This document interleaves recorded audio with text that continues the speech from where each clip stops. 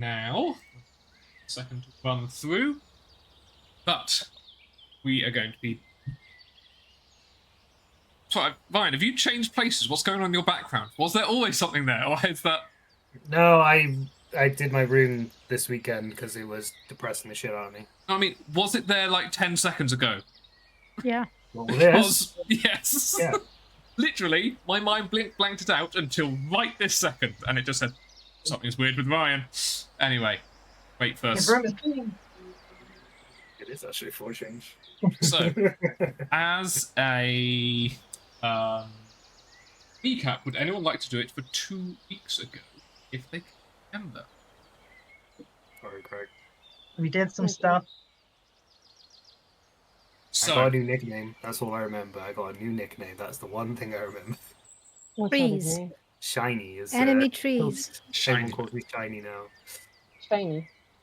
So I think actually most of you are skipping back 2 sessions, not just 1 session with that, because last session it was all about the mine.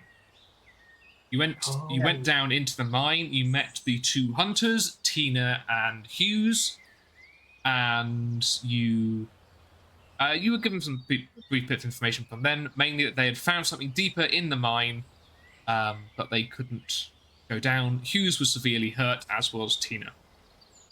Ren thankfully healed them up a little bit, enough to stabilize them certainly, and you were sent deeper into the mine. It was dark, it was dank, but there was definitely the sound of dripping water, which is not a good thing to hear in a mine. As you went through, you came across a dead end, which was actually a vein of ore, and that ore was the Thunder Rock that they had mentioned they had uncovered recently. After Seraphina slipped through a gap as some kind of small bush, you blew it up, with Leah doing the cool guys don't look at explosions, jump away. Yeah. Seraphina getting promptly blasted by the cave-in. You then managed to make your way through, and then you came across a ravine, which was a completely improvised bit that we spent about an hour on getting across. However, it went really well. You all had different ways. Some of you jumped, some of you used rope, some of you waited till Kaylock turned into a bush, a really very large bush enough to span the gap, and climbed across. But on the other side, you found what you were looking for. What you found was basically a crack in space between 2 planes, through which magic was seeping, along with water and nature in general, creating a bit of an underground growth. Haylock manages to identify what this was about, and saying that a concentration of magic in both this area and something on the other side, presumably in Feywild, was causing something to fall through to your plane, but had got stuck. Hence the fact that magic and nature was running... it was growing exponentially, but only half life was coming. A full magic of what life and being is was not. And she suggested she may be able to help by pouring an awful lot of her magic in to be able to widen the path and let whatever has got stuck come through. Because there's not really a way to close it just like that. Una was definitely there and agreed with all of that, and then you headed back across the chasm, hasn't been asked to leave them as this will take a little while. You went back across the chasm, which you had removed your way of going across, so you had to do it all over again. Thank you all very much for doing those rolls. And you went back to the mine, you met up with Tina and Hughes, and then you returned back to Marsenya's little cottage in the middle of the woods. And it was really quite late at night at this point, and you all turned in. All of you being allowed upstairs except one, being Ren. However, you staying up late and being downstairs led to a quite nice, I think, discussion with Marsenya. A little more about her history. And how she was loath. You had suggested that she leave, but she was both loath to leave her own home, and also she doesn't think her uncle is strong enough to make a move like that. The rest of you all fell asleep upstairs. with the old man in the corner, although judging how dark it was when you got back, you didn't really get to look at him. And so we are going to wake up probably late morning, I'm going to say, unless anyone particularly disagrees. This is because you were all out very late last night. You had a fight and an exhausting evening. Would anyone have any particular projection of waking up a bit late? Yep. I can see Darcy's brain working, just like. Yeah, it's just last time I said, oh yeah, I have stuff ready, but I half remember what it is, but I can still do it. But I will probably get up just one of the first to get up, I think. That's absolutely fine. So I'm going to say it's probably maybe about 10:30 in the morning. So the sun is well up, and the first thing that you notice is there is more bird song out in the world. It's actually really quite loud. You had come across birds before, but they hadn't been as vibrant, and their sound had been somewhat muted, as if they were just going through the motions rather than actually singing for their various reasons. There is certainly more sunlight coming through as you're used to waking up at daybreak, but this time you slept indoors and didn't wake up with the sun, so this might be a bit disconcerting. I think I went outside on the tree who's like through the house, if I remember. Yeah. Okay, that's absolutely fine. You can climb up there. But even for you, you wake up later than normal. So you're not in the house right now if you are above it. And so, yeah, I'm very happy to wake up first. I think my idea was for Leah to go downstairs and wait in a really creepy way for Rain to wake up because they're ready to speak to him, but they don't dare to wake him up. Okay, so yeah, you can, the front door isn't locked, so you don't even need to go back in through the bedroom if you don't want. You can just drop down off the tree and walk in the front door. Yeah. After a while, I'll probably get bored and like throw like a spoon at him and just pretend that nothing happened. And if he wakes up, I'll be like, "Oh, you're awake." Okay, yeah, you throw a spoon. You throw a spoon at the sleeping paladin. Yeah, I would just said that I would be more conked out than usual because obviously the whole the chat afterwards, and it would take me a while to fall asleep after that. So yeah, the spoon, the spoon is my awakening. Am I Leah, allowed good morning. Good morning, Leah. Are we allowed to speak before your prayers, or do you have to speak to her first? No, there's no like time limit on it. I normally just get it out of the way, so I can do it afterwards if you have something more pressing to talk about. I should probably start with, how are you? I'm good. I'm good. The sofa wasn't as bad as I thought it would be, and I feel like me and the person that runs this whole B&B thing, we chatted yesterday, and I think it went rather well. So yeah, I'm doing good. What did you chat about? Just about her uncle and the burden that she has on her shoulders.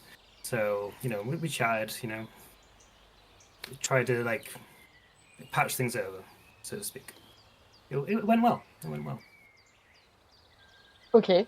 You can see that throughout the conversation, their mind was focusing on something else. They're ready to just ask their question. Are you okay? Are you interested? Are you willing to explore the Feywild? Yes, 1000%. I am more than interested in exploring the Feywilds. Okay, because like not in a creepy way, but like I kind of observe your reactions, and sometimes you were a bit like defensive or stressed when we mentioned it. Yeah. Can we go outside and talk Yeah. about this? Yeah. So I'll kind of get up and like kind of brush myself off, and just as I normally do when I wake up, adjust my cloak. Do like a deep breath because he hasn't spoken about this to anyone. So he's taking a deep breath. It's like it's time. It's time. Of course it's Leah. Of course. Yeah. Okay.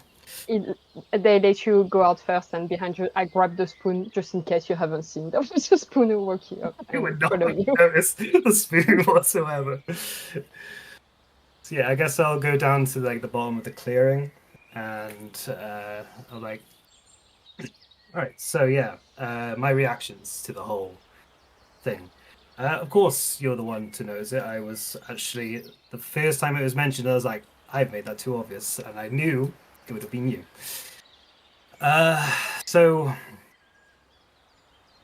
when I left to go to the church when I was young from the orphanage, for my training, the two paladins I went with, they weren't actually of Sune. They were of Tyr and I think Bahamut. They weren't very nice people anyway, but obviously I wanted the training so I could go and protect others and all that kind of stuff. We didn't make it to the church. On the way, we kind of got sucked into the Feywild. And then the next thing I knew, I came out again, older, and alone. Well, not with those two. There was some like other adventurers I never met before, and one of them took me to the nearby church. That's all I really remember of that instance.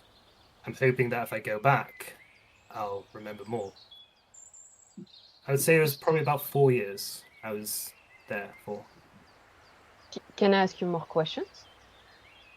You can, but like I said, not much I can remember. I can remember like the trees. It's almost as if every time I see something from the Fey or the Feywilds, I remember something. But it's kind of, patchy. It's more like I was in autodrive the whole time and I didn't really notice what was going on. So, do you know what happened to them, to the two paladins? Not a clue. Interestingly, though, I came out already with an oath. What? Is that even... I don't know. But you were worshipping Sune before the Feywild? Oh no, one of the people that saved me was a worshipper of Sune and took me to their church, and that's when I learnt the values of one of Sune. Okay. Could you... I know you already said it, but just for me to be sure, can you remind me precisely of your oath? Ah yes, I follow the oath of the ancients. It's about keeping the light within oneself and inspiring it in others. Okay. And how many years did you lose? About 4. I'm so sorry. It's okay. I only lost a key part of my child. Nope, that sounds too sad. Oh yeah, It because is what it is, and I'm hoping that maybe I did do some really cool, fun stuff that I'll remember when we possibly go to the Feywilds. I'm hoping it was fun. you're an elf, right? And I forgive me if I say things wrong, but did you go to the Feywild whilst you were still a child before reaching, Oh, I'm a adulthood? half elf, so I age typically like most, or like us humans. Well, because again, I'm a half elf, but I age relatively similar to what you do. It's so yeah, there's no like thing. I was 12 when it happened, and I came out as this plucky 16-year-old wanting to put good in the world. Okay. And last question, then I stop bothering you with it. But do you remember anything before entering the Feywild? What were you doing?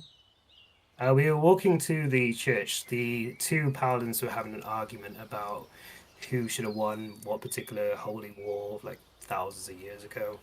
And one of them pushed the other one. The guy disappeared, and then we went to follow, and then we disappeared, and I walked out, like I said, 4 years later. Okay. Were you hurt? Um, from what I can remember, I did have some injuries, but the paladin that I was with assured me that I got the majority of the healing I needed over there. Said it was the last question. I'm so sorry. One more. Like, did you have anything on you? Any object? Any trace? Any tattoo? Any wounds? Yeah, this tattoo. The one Oh. on my face with which is basically just my oath in like a runic language. I'll decide which one soon. Yeah, this one. Okay. I am told it's not normal, but it works, and most of us paladins are stupid, you know. If it works, it works. Thank you so much for telling me of that. Like, I'm sure you brought me here because I it know was you're quite close with Eri, and I'm not good at doing this whole secret revealing thing. Like, you know, I trust you, and I don't want to worry Eri because I've never told Eri about any of this. Can we just keep it between us for now? Yeah, that's fine. I can do that. I'm glad that you're here, Leah. I really do trust you. And I'll like do like the tap on the shoulder, it's like breakfast. Yeah, breakfast. And awkwardly, they're going to follow you. Okay. That was mean, Ryan. The human one, I was loving the human one. I was like, yeah, you know, I age like you. Love that part. It was an excellent line. So I will say that since you guys have got up and left the room, perhaps you made a bit of noise. That woke Marsenia, who is already now starting to stoking up the fire again for more soup in the morning, because that seems to be most of what they cook and eat. I would say Evertrey and Seraphina, who do you think would be next to wake up? Does it not matter to you guys? Yeah, I'd say probably me. Okay. I think I probably would have caught Leah and Ran leaving the room. Probably would have woke me up and then. Seraphina is loudest snoring still. Okay. So Eri, is there anything you'd like to do in the morning? It's currently you, Una, Kalok, and the uncle up in the loft bedroom. Probably would like kind of like skip downstairs and be like, breakfast soup. Marsenia is just getting out a few bowls. Said, well, it's only nice to know that somebody gets really excited. It does get wears a bit thin on you, I suppose, after a while. But well, with all these new plants popping up, who knows? Maybe new herbs or spices will appear with them. Not that I would just throw random stuff in your bowl. I promise I'm not a hag. I know that was your worry when you first came in, but I'm not. I swear. Yep, but you are in fact handed a large bowl of soup, and so will Leah and Ren when they come in. If they take a while, I probably might just like slide someone's bowl and just start on that one as well. Okay, you can steal one of the other bowls, because yeah, I'd say that your conversation probably would take a little while as you talk through some difficult stuff. I'd leave a little bit in there though, so hoping they won't notice. So there's like 5 or 6 big bowls of soup and one like children's portion of soup off to one side. Can I have like balance them out? Marsenia would have put her hand over her bowl and said, No. okay, you're not doing that to mine. As you sneakily you share the means of production of soup. Okay. If there's nothing else, I'd say Ula might come down next, and so she makes not really much conversation. She's not much of a talker. But then Seraphina.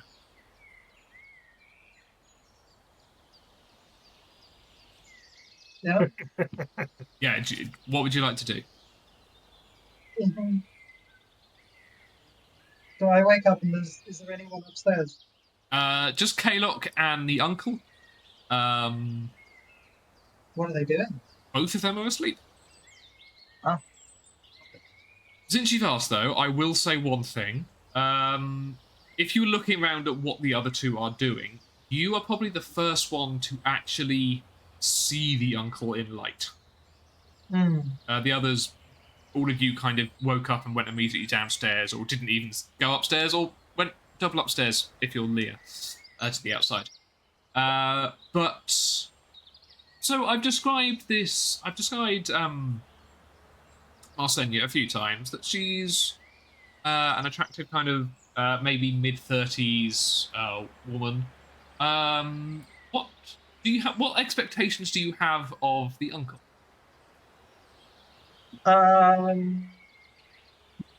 Exactly the same. Attractive mid-30s woman. Pardon? Attractive mid-30s woman. Okay. Oh, you are very surprised. Because I'm not going to speak for the attractiveness. That's entirely up to Seraphina. They're certainly not young. They're not kind of mid-30s. They are very old and very, very wrinkly. But the biggest thing is that they are not human. This is very, very clearly a Goliath. Oh shit.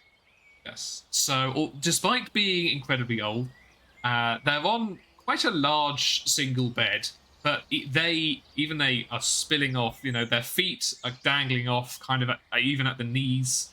They're so tall, and you know they're about as wide as the bed, just in their shoulders. And they've got this very large blanket, which is very clearly multiple stitched together in order to cover. Okay.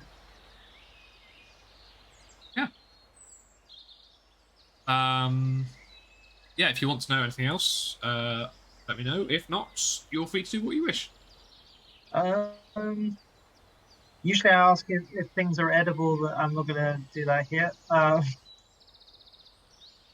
Other than that, he's sleeping. I'm not gonna disturb him. Seraphina will just kind of stretch and look out through the sunlight through the hole in the ceiling, and listen to the birds. She's gonna listen to the birds, and as you said, they sound like they're full of life again. Yeah. Like there's more of them, or or something like that. They're not going through the motions anymore. And so, her first thought is to go to the trunk of the giant oak and cast speak with plants. Okay. So yes, as we've said, like this house looks like it's had a tree grown partly through one corner, so part of the trunk is visible through the loft.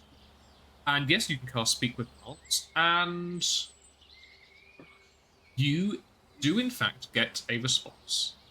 Well, no, you definitely get more of a feeling this time.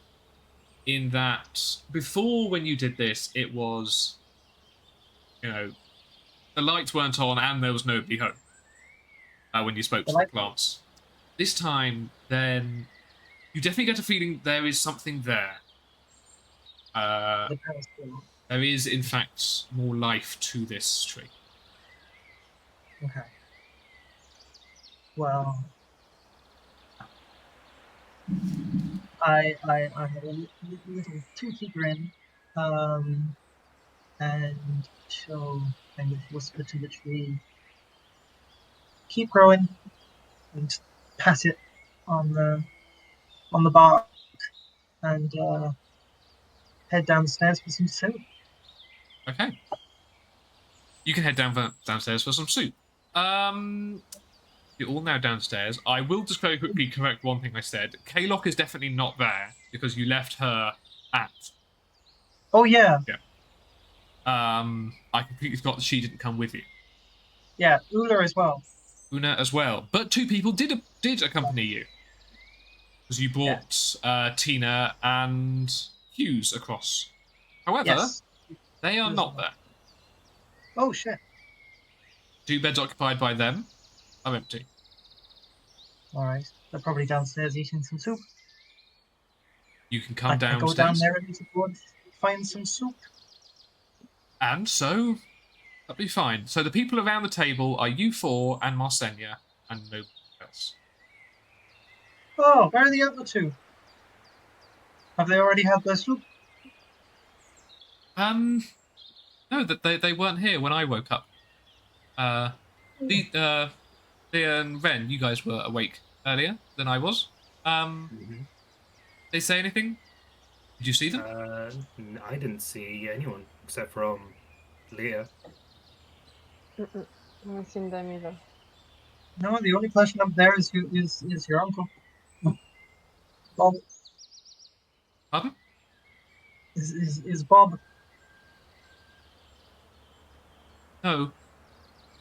Oh no, that's What? what I call his uncle. Oh, okay. No, my Uncle Paquette is just. Okay. I'll leave him be. I'll bring him some soup later. All right. I guess they must have headed out. Must have headed back to the village earlier. Maybe they wanted to Well, it get back doesn't sound home. like a good idea. We'll probably find them with trees sticking out of them on the way back. They're not Delightful. careful. That's weird. I thought they were going to try and get you two to go with them. Well, I can't say. They didn't speak to me. Insight check. Please roll an insight check. Hang on. Why have we just been trusting this woman willy-nilly? Just because she's hot. That's No, it's exactly because what she keeps Greg would feeding do. you soup. That's the only reason. Oh Yeah. shit! She is a hag. I'm sure she is. She's hot and She she's already feeding made us. she already made a hag joke. That's exactly what hags would do. Exactly. Yeah. That's exactly what hags would do. Hang on, let me just find my insight. Maybe Which- once you look for it, would it be possible to be quite close to your computer because you sound really far away and it's a bit hard to Hello. Hello. Yeah. Hello. continue, please. Yeah. So I rolled a 7. 7. This woman seems to be entirely helpful and entirely telling you all the truth that they know. Oh, so that's definitely a lie, but I can't say it like it is. Okay. That would be metagaming, so shh. All right. All right. Oh well. Good soup. Wonderful. And the rest of you? Yeah. Yes. What are your plans then? To find out where you got some lemongrass for this, I didn't see it growing in the garden. Una brought back a load of stuff that she said she was able to identify well. That's strange because Ula doesn't like lemongrass. No, I'm kidding.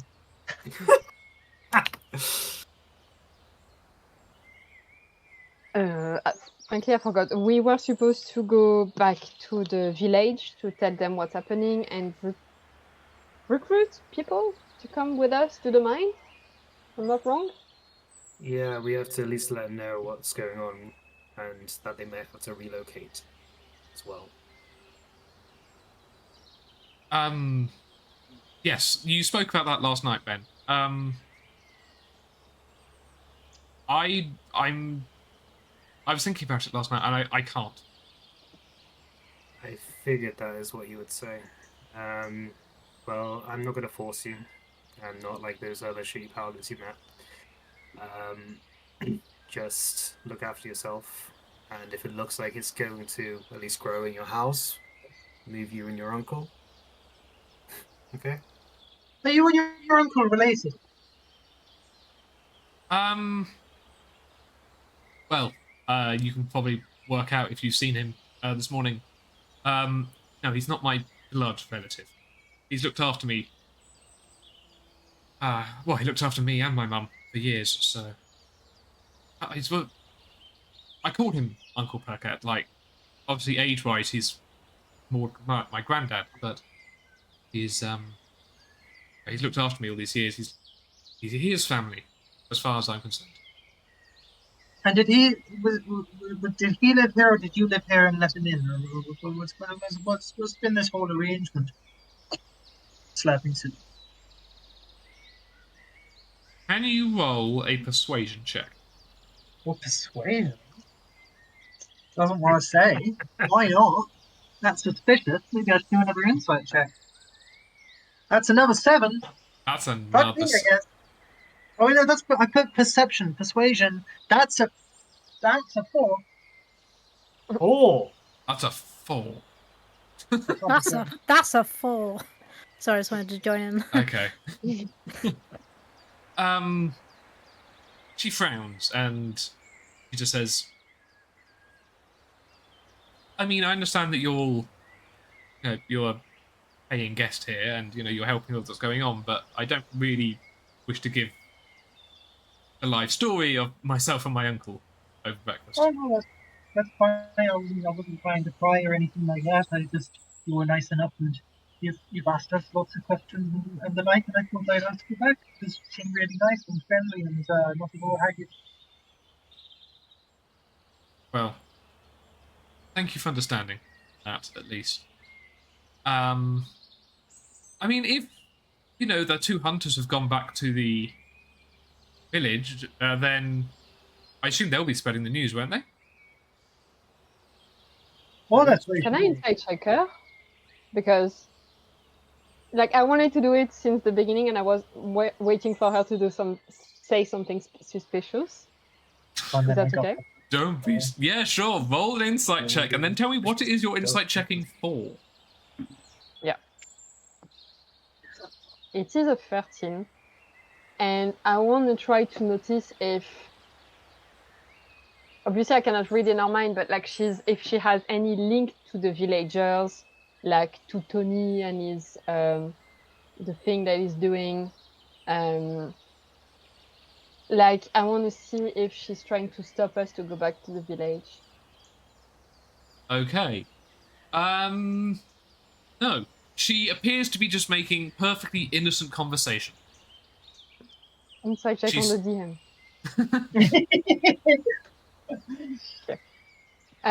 Okay. I think Leah's just going to get up in the middle of their conversation, just saying I need to go sharpen my knives and go upstairs. Okay. Okay, so we've had 2 of you interrogate this lovely little woods lady. I didn't interrogate. You tried I'm to, you saying just lovely failed. Yeah, no, it wasn't interrogating. I'm just a bit odd, but you know what? I completely believe you. Let's talk about how good this soup is. I guess I'll start helping clean up as well from breakfast if Leah's already gone up. Thank you. Thank you, Ben. And, hey, Atreya, what are you planning on doing? I think I'd probably get out for a bit of fresh air. Yeah, I mean, the woods. It's really going to be confusing, changing from plain to woods. Do you think when your 2 druidy friends fix whatever's going on, that the trees will go away and we can return back to what we usually had? I've been talking to the tree here, and Sorry. she seems to be coming back to life a little bit. So I would imagine that they wouldn't just disappear and go. I think what's happening is bringing back the life into these trees and reconnecting their souls to their bodies. And if they're reconnecting on this side, I doubt that they'll leave to the other side. Okay. If I'm honest, I'm not really sure if that's good or bad. No, but I would guess that probably less trees would be sprouting up spontaneously, it seems. But it does seem that we've got a beautiful forest that's just appeared here, and isn't that a miracle in itself? Not by any lord or anything like that. I look over at that's Ren, but the miracle of nature. I mean, I will miss the view, but yes, sure. That makes sense. So, Leah, you said you had gone upstairs. Yeah, but I do have a question as a player. I'm a little bit confused about the end of last episode. We didn't leave Kaylor and Ula in the cave doing the magic, and she kept Ula for her to be able to send her. So they're not here, right? Yes, that's Yeah, correct. they're not here. Was We going to talked come to about us when they were ready. So upstairs, there's only the uncle. Yes. Okay. Is he sleeping? He seems to be stirring as if he's about to wake up. You probably have time if you want to do anything there. No, I'm going to speak to him. So, for the second time, I'm going to wake up someone today. I'll slam my book on the floor and pretend that I wanted to be discreet and I made it fall near to his bed. What are you doing today? Leo just being chaotic when it comes to waking people up. It's like, Just because sorry, you're guilty guys. about sleeping in doesn't mean you have to make everybody else guilty about sleeping in. Yes, so he jolts and like the entire bed moves as his quite sizable frame shifts very, very suddenly, and he hears about very, very blearily, and his hand starts like pawing at the floor as if he's trying to find something. And can I understand what it is? yeah, so something has just slipped underneath its bed. It looks like an old tin cylindrical pot, like you might keep cough sweets in. Can I grab it to give it to him? Yep, you can. And you kind of hand it, grabs it, and he doesn't really seem to realise you're there, really. But he opens it, and you see that it's full of a red paint, a very thick red paint, like a paste. And Does he have some on his face? he does, and he dips a finger into it and he starts applying it. And as I said before, it's a single straight red line across his eyes, a single straight red line across his mouth as well. It contrasts. He's got kind of greyish blue skin, and some very wispy, completely old man dregs of grey hair on his head. It's very messy. He's got that kind of old person smell as well, which not the nicest description, but you know exactly what I mean. And yeah, so he's just there, and he's just gradually applying his paint with a shaking hand. I'm so sorry I woke you up, sir. Does he react when I speak? Does he notice me now? He does pause for a minute and kind of frown and tilt his head towards you a bit and kind of moves his mouth wordlessly, revealing a mouth with only a few teeth left in it. But he continues applying the paint after a second, but you can tell he's more aware of your being there. I think Leah is feeling awkward because they're not the best at leading a conversation, and if this person is not helping, they're just going to say like, it's actually the beautiful words of your niece that woke you up. It fell on the floor because I was so into reading it that I didn't see the word in front of me. She's really talented. ... Okay, you kind of trail off. And at the words reading, he puts the pot back together and puts it on the floor. And again, his hand starts reaching out for something. And again, just under the bed, there is another book. I'll help him. You would probably recall that Marsenia said that in like his extremely old age, he spends all his time reading one book. And you can imagine this is the book. Around the edges of it, there is a lot of red ink, as if, and even now, he's still got some in his fingers, but he's still opening the book at seemingly a random page and then following the lines with his finger to be able to read. Is that your favorite one?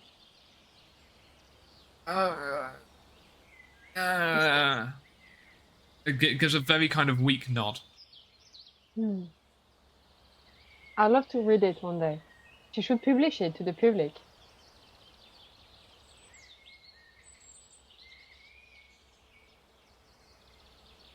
He kind of freezes for a second before just nodding again.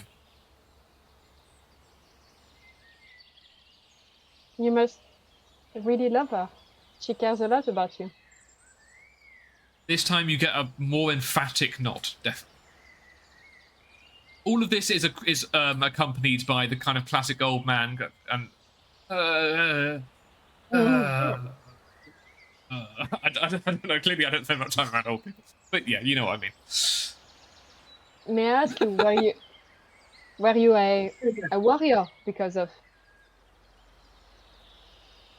Yes, and he kind of taps his hand to his forehead.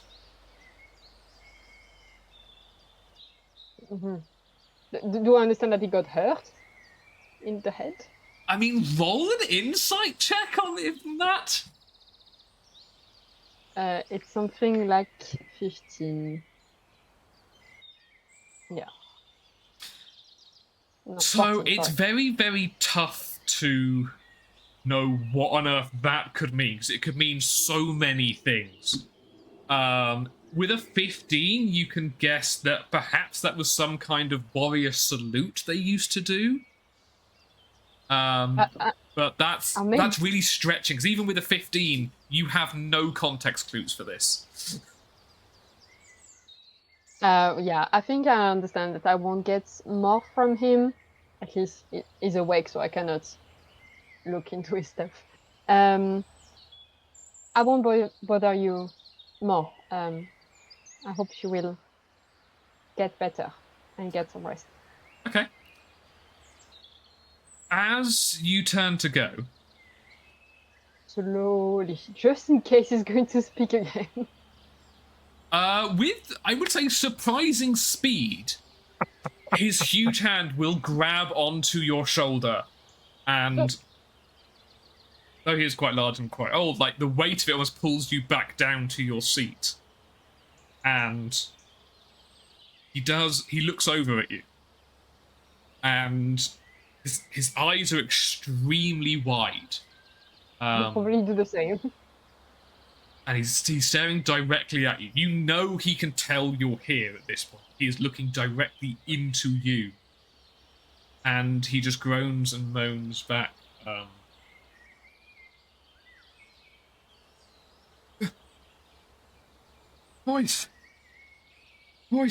Voices. Connection.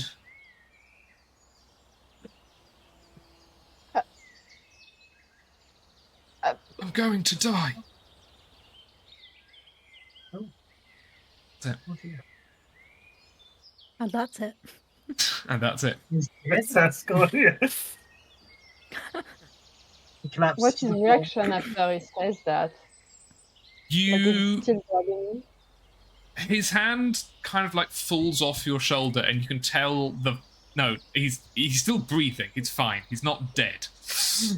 Imagine that you're trying to have a conversation with a guy and he fucking dies on you. I'm doing that at some point, but not today. You can see into his eyes, and his eyes slowly close again, and you see like some fog appear back behind them, as if whatever clarity he had for a second is no longer there. Okay. So he only say voices, connection, Collection. Collection. Interesting. Okay. Leah is probably touched by what they're saying and just like pat their arm, just like rest well, and go back downstairs. Okay. While that's going on, was there anything the other three of you wishes wishes to speak to Marcy about? There is, Eri. I'd like to speak to Marcy. Speak to Marcy. I'm glad people like Marcy. So I think most of my conversations with her so far have been about soup. Yes. Are you going to go 3 for 3? No, we're going to start there. We'll start with the soup. So, yeah, but I think I kind of be like, I think I'll miss your soup, to be honest. Do you not think you'll be staying around? I guess you adventurers, once the problem's solved, you moved on, right? Yeah, I mean, day to day, I guess we never really know where we're going to be, so... I mean, I quite like it here. You make good soup. You looking for a wife? No, thank you. I have. Oh. All right. I have. My uncle Perket keeps me. Hey, don't need a wife. You got an uncle. I just remembered she still thinks we're married. Oh, yeah. Yeah. And that at least one of the other two is one of your siblings. I seem to remember. Cousin? Cousin, maybe. Ren is my brother. Yeah. Oh, that was it. Yeah. I'm not related to anyone, so I'm married to two. Yeah, I was actually wondering if I could take a little minute of your time, Marcy. I had a question to ask you. Certainly, of course. Was it in private or? Preferably, yeah. Okay. Well, Ren seems to be on top of the washing up, and Yeah. Seraphina's definitely on top of the eating. So we can step you have outside any if you'd more? like. Help yourself. There's a large cauldron always bubbling. Oh, I didn't see that. Oh, perfect. Okay, you guys can step outside. Cool.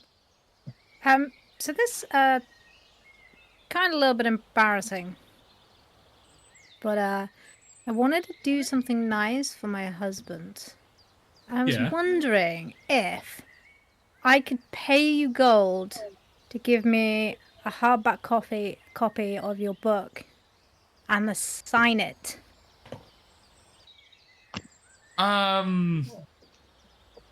Ooh. Yeah. I'd be very happy. I think that's a really nice idea. Like, does he really like it that much? Oh yeah, they really like it. Oh, okay. I mean, it was just like one of the it's just a collection of short stories that, you know, if I want to write something small, I put it together in there. It's certainly not what was imagined when I was taught to write, but I enjoy it. So yeah, I mean, if you can get the book off him, I can start. It's probably like the best copy there is. I don't like write my stuff out multiple times. Okay. But I can definitely. You want me to sign it? Yeah. Okay, wait. Can you wait here? I'm gonna go get it. Okay. Sure. Okay. Right, Eritrea She will stand outside her own house as you go back in. I'm just gonna be like, kind of rush past the others and just like, oh, just grabbing something for Marcy. All right. No, but Yeah. as I was saying, Ren, like, I think I'm in love with her. She just makes the best soup. I'm gonna try I go to will where. make mix soup. Oh, sorry, guys. That's okay. It was just the one. Just souping. I would go up to where Leah slept last night, which was somewhere high up, right? Yeah. Yep. Also, you want to try and do the climbing feat that Leah did last Yeah, night. I'm gonna struggle. It's gonna be a big effort, and it's actually gonna take me at least 10 minutes. Okay, I am just going to confirm, Leah, where would you have kept the book? Yeah, I was just thinking, like, is it the one I slammed on the floor, or was it the book of the old man? That is the only book you have, so it would be the one you slam. Yeah. So it might I'm just be on sorry, the floor Eric. upstairs. So I'm gonna probably find that on my way back, Okay. On the way back. and I'm gonna hate myself. Can you please do, I would guess, I think it's an acrobatics, I think that's the dexterity one, to be able to climb. Where did you sleep, Leah? Was it just on the roof? Or in the tree Yeah. going through the house? I was imagining, like, doing a sort of a hammock between the branches of the top of the tree Okay. on the roof. So yeah, you're going to have to climb out the window, onto the roof, make your way across the slates in order to get to it. And so I'm going to want you to roll two things. One, a dexterity saving throw. And two, I'm going to say a stealth check. Or Marsenia's going to notice you climbing all over her house. Because you brought her outside to where she can see the roof if she turns around. Also, it's really tricky to get in those hammocks. So if the hammock's still there, Right. So what was the first you one? have to Okay, so it's an acrobatics check. Right. Okay. So I got 17 plus 1 on that. That's 18. You'll climb. Yeah. You manage to. You're not an experienced climber. You've done some in your time, but I'm also going to say that Leah left a boot print or two showing where he had used the where he had stepped, so you get a bit of understanding about how they did it. So you're able to climb up, that's fine. So now please do a stealth check.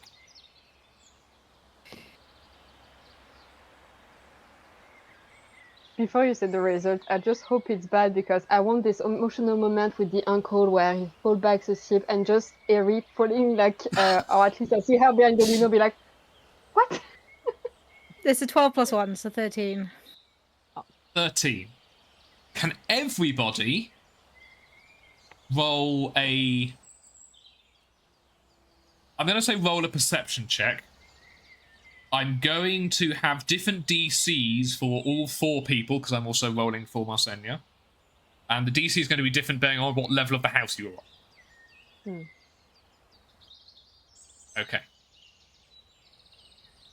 Leah, I'll start with you, since you are the closest. 15.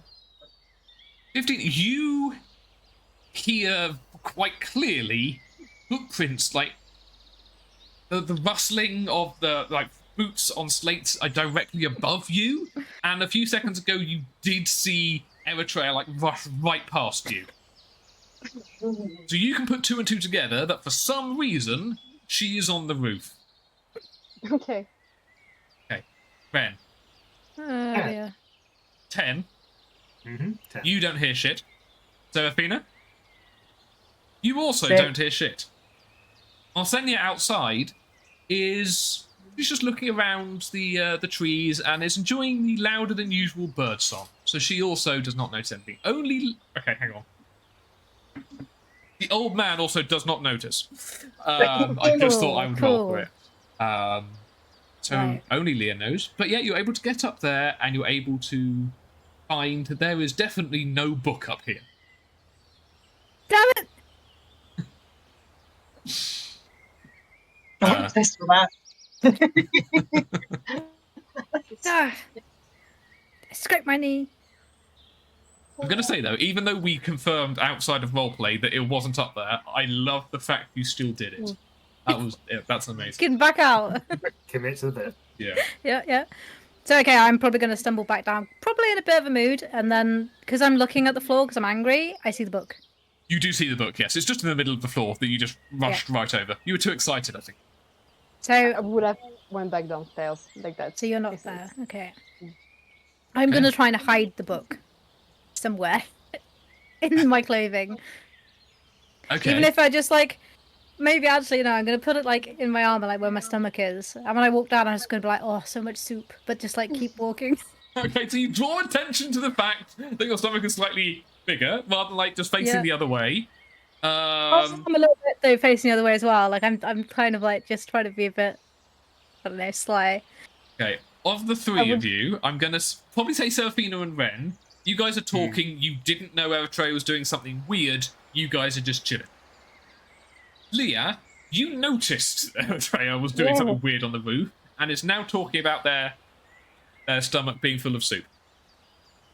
Okay. I'm going to let her go out because I don't want to ask in front of her, but I'll just go dry some dishes next to her and be like, can I ask you a weird question again about your race? Yeah, sure.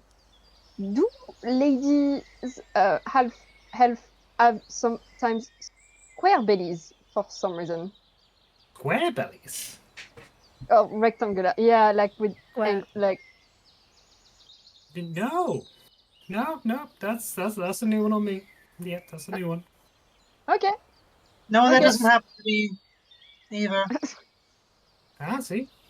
Rectangle belly doesn't happen. Does it happen to humans? I've only seen it spherical. Yeah, okay. Well, fun. Just go think in the corner. Who has a rectangle belly? I met a guy with one that looked a bit like a triangle once. Oh, tell me about that. And we can Oh take yeah, this. it's really spiky even. And scene. Emmy, you managed to get out the door with your rectangular belly. It's like the whole polyamorous thing from last session. Sorry. Yeah, so I literally kind of just present the book to her with a pen that I just had in my pack and then pass it over. I think you'll find it's a quill, thank you very much. We don't have pens in this universe. All right. Biros. The Gel fountain pens. pen. Sparkly gel fountain tips. It's a Sharpie. Ballpoint. A high mark, whiteboard pen. Yep. Anyway, you pull out a perfectly normal quill, and so yeah, she signs it. It's not a particularly fancy signature because I don't think she's ever signed her name before. So it's basically she's just written her name in the front. Is that enough? Would you mind could you address it to Leah and sign it as a first copy? Okay, yeah, sure. How do you spell Leah? I've never. Liath. Okay. How you usually say it. And this is the only signed copy of this that exists. Arsenia. One more favor. Do you have any sort of spare leather and some sewing equipment? I have sewing equipment. You can. I've definitely got some spare needles and thread. You'd have to go somewhere else for leather. They might have some in town. Okay, that's great. Thank you. Well, I'd like to give you 20 gold. Is that okay? But, you're an aspiring writer, and this can help you make more books. Thank you. Like 20 gold that's an awful lot of money. I'm not somebody special. I'm not a famous author. But he needs someone to, inspire them along the way. So. I mean, if you want to give me 20 gold, I'm not going to turn it down. No. Thank you. Okay. You're welcome. Thank you. Yeah. Well, thanks for the soup again. Of course. It's all free for you now. Oh, by the way, this okay. stays between us. Yeah, I gave you nothing. No, You gave me nothing. no. Yeah. Definitely didn't give me an absurd amount of money for a book. Yeah. Nothing happened. Cool. But I'm very, very grateful. I am very, very grateful. Yes. Thank you. Cool. Yeah. Okay, we should go back inside. Yeah. Okay. As you turn I'm to gonna go want back to hide inside, this somewhere. I'm sorry. as you turn to go back inside, you hear shouting from deeper in the woods. Do we all hear it? No, you three are inside. Okay, well, you will in a few seconds, but the other two hear it first. And you hear breaking twigs and footsteps running, definitely getting closer. You probably have a few seconds, Eri, if you wanted to do or say anything. No. Okay, you're just too surprised. You will turn to look towards the sound, and someone you've seen, but you don't know, burst into the clearing. A young man who you saw in Samwood, as Tony comes herring into the woods. He's quite bedraggled. Some of his clothes are ripped, clearly having got caught on twigs, and you can see a few cuts on him as he sprinted, seemingly, to the woods. And he comes sprinting over to you, yourself and Marsenia, Eri. Marcy, is the other one, is Leah here? And the others? Hey. Yes. Are you all here? I have a message that I need to deliver urgently. Let me grab him 1 sec. Hey guys. Yeah, on the sound of anything suspicious happening, I would have already been heading outside.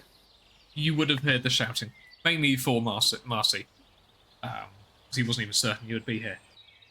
But you guys, I guess, could all exit, and you will see Tony. He's quite lanky, but he's bent double, leaning on his knees, panting like as if he's just run an absolute marathon. But he seems to have braved the woods. And he looks up towards you all.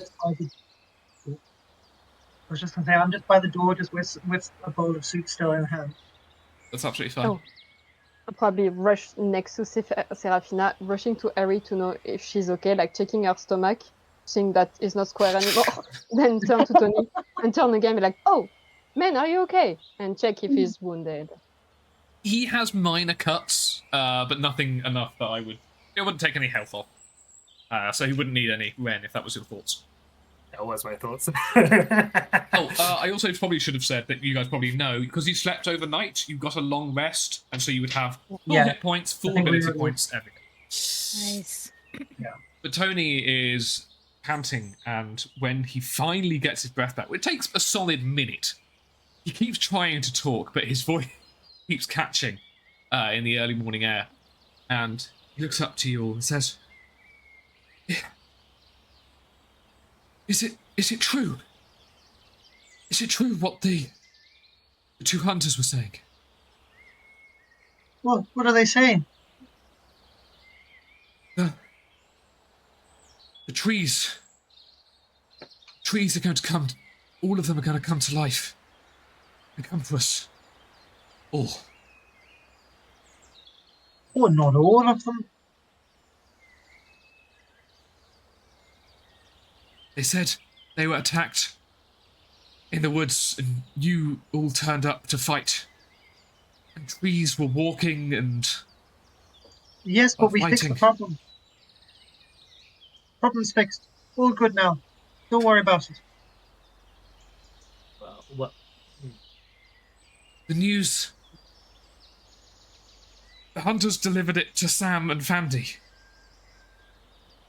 And... Fandy has kind of... whipped up the village in...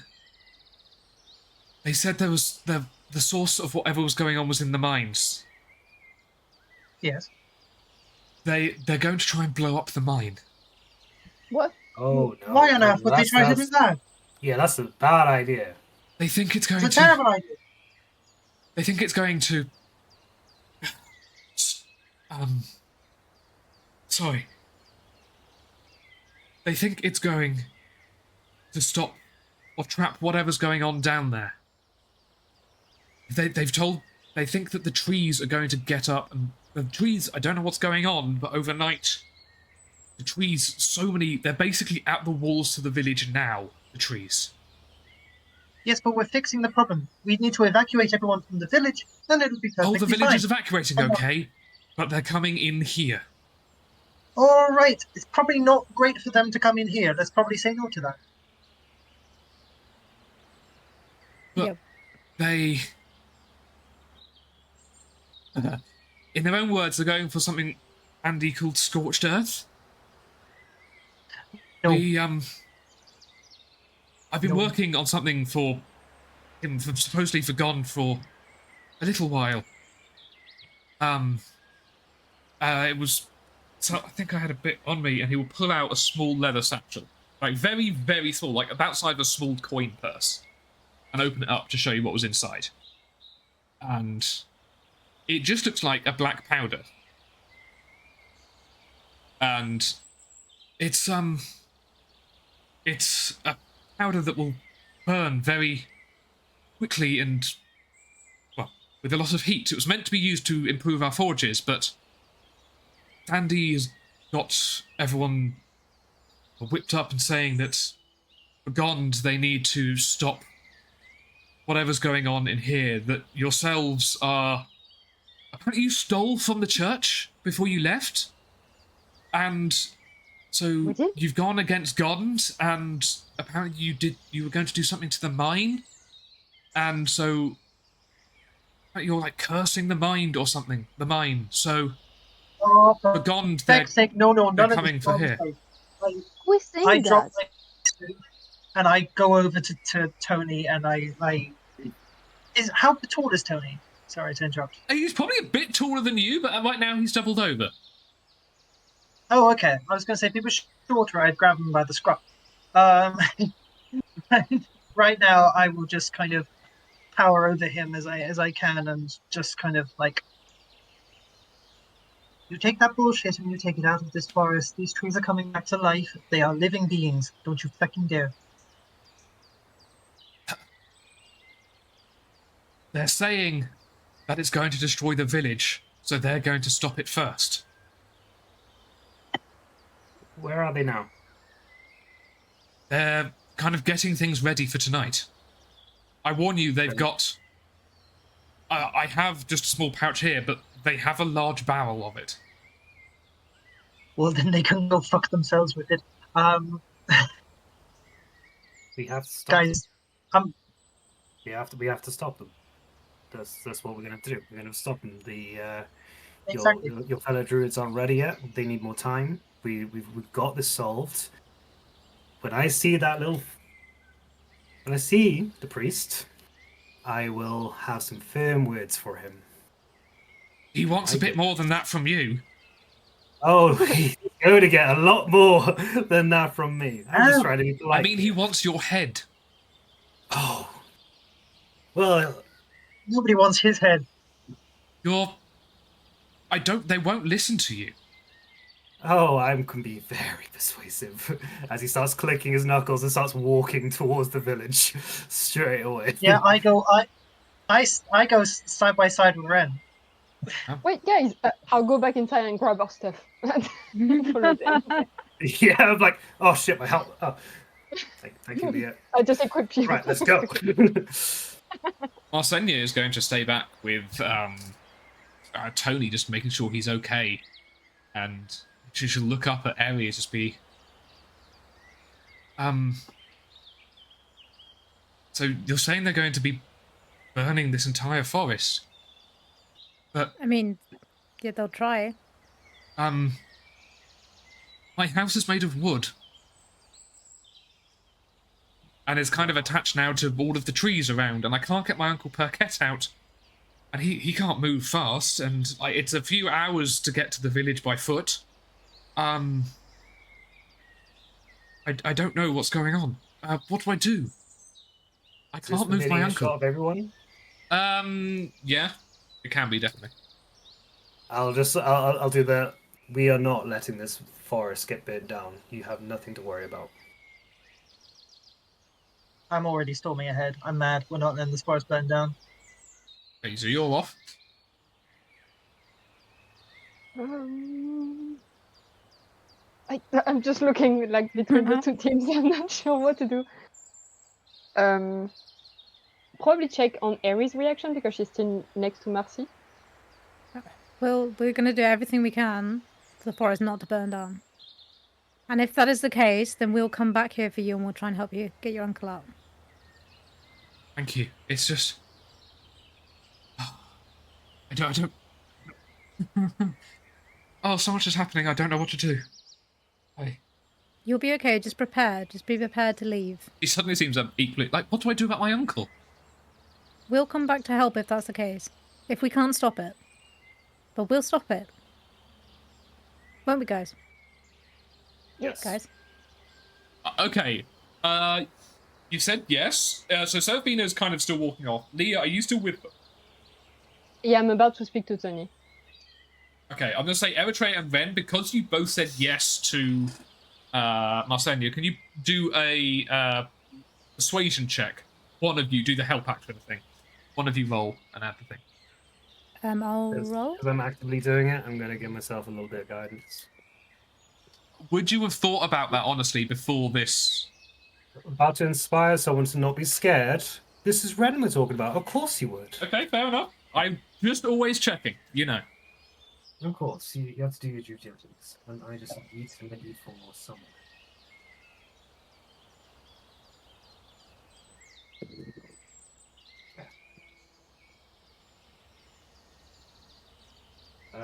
What's your persuasion, Tash? +7. Oh, Yeah, you this is gonna be fucking good. hate buds. This is At level going to be 4. good. So that's 21, 20. Start to regret your whole not advantage thing. 28! Holy shit! She looks at you all for a very brief second, and kind of still is like holding Tony by the shoulder and gives him a pat. Said, Okay, we'll wait here until you come back. Maybe get Tony to start getting your uncle ready to move. I haven't seen the guy, but I believe he's a big fella. Yes. Yeah. Okay. I'll try and put something together. Maybe I can make make the wheelbarrow into some kind of stretcher. I don't know. Okay. She will disappear back inside the house. So Leah, you are now free to speak to Tony. Ryan and Tash, would you say that the others are starting walking towards Serafina or not? Yeah, as soon as I diffuse the situation, I would probably be jogging to catch up to Serafina. Same. Okay. I'll just put my hand on the shoulder of Tony and try to catch his eyes and just say like, "Hey, Tony, we're friends, right?" That's... You didn't seem like a heretic or bad person, which is why I ran out here to warn you. Aw. Yeah, we always wanted to just protect you and your village. I know I don't have time, but I feel like what you have could help us maybe convince them. I'm not sure what it does, but should I take your black thing with me? Yeah, okay. Don't smoke or anything. Don't light it with it anywhere near you. Okay. It explodes. It explodes. Well, it burns very, very quickly, and if you put it in a tight thing like a big barrel, it explodes. Okay. Theoretically. We've never actually blown it up before, obviously. But... Okay. I'll be careful and please make sure that the uncle is ready. Also, can you tell Marcy that he talked about voices and collection? Thanks, man. And just I leave. He'll look at you and just frown to himself and just think, who did? Who said about voices and collection? Right, okay, you're heading off. Okay. So, Serafina, you are leading the way back to... I'm gonna say roll a survival check because you are striding off very quickly, but you need to make your way back to the village. I think I said it would take about 3 or 4 hours than when you came in. So this is going to be about you making your way back. It's also quite difficult because there's definitely more trees around as well. So you can't even rely on local landmarks or anything, or trees that you may think you'd noticed before, because there's suddenly just more trees in the way. Okay, yeah, that would be really difficult with the 24. 24 is really bloody good. So despite all that, you catch glimpses of the sun through the canopy, and you know where the sun is, you know the direction it came up is, and you know the way to the village because you set out at sunbreak. What's it called? Sunrise. I forgot the word sunrise. When you came into the forest, so you know exactly where it should be on your way back. So yeah, it's going to take you... I'm going to put you on the shorter end of about 4 hours to get there. Are you keeping up your furious anger for the whole 4 hours?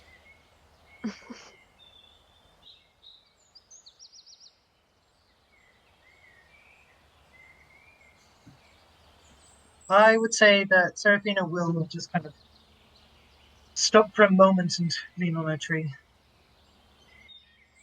All right, and then continue on. We'll definitely give enough time for the others to catch up if anybody wishes to. Right, it's a 4-hour power walk, basically. She'd conserve some of her energy so that she would be able to fight a fight. She wouldn't exhaust herself. Okay, yeah, that's fine. Yeah, we do need to figure out what we're actually going to do when we get there. It could just turn out No, to be a it's fine. fight, but we might be able to talk them down. A lot of them are just scared peasants. I'm going to tell you right now, Serafina won't stop looking. Oh, yeah, we can No, go we're back. not stopping either. We have +7 persuasion on our side. No, you don't say that in session. That is not a phrase you're allowed to say in session. In character, at Well, least. Serafina has +0 and is probably going to get there first and say shit. So, the Oh, DC we is would have about to catch have much you. time. We are walking with you now, I think. For Yeah, you 24 guys will hours. start to catch up, I think. And see. it's going to be hard because it's basically the voice of God through the priest against like people they don't know, and we haven't done anything to prove that we are helping them right now. So We fed the village twice, yeah, you're right. and then they sent us out here. I know. And for them to do what they're doing right now, and to call us what they called us, is disrespectful. Yep.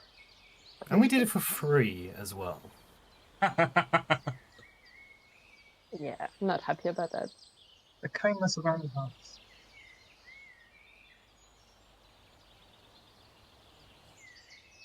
So I guess we'll just improvise and let our bards talk.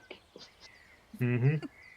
Definitely. With the very high persuasive skills that you have, that is a definite must. Have you guys caught up to me yet? Are you trying to say this in front of me?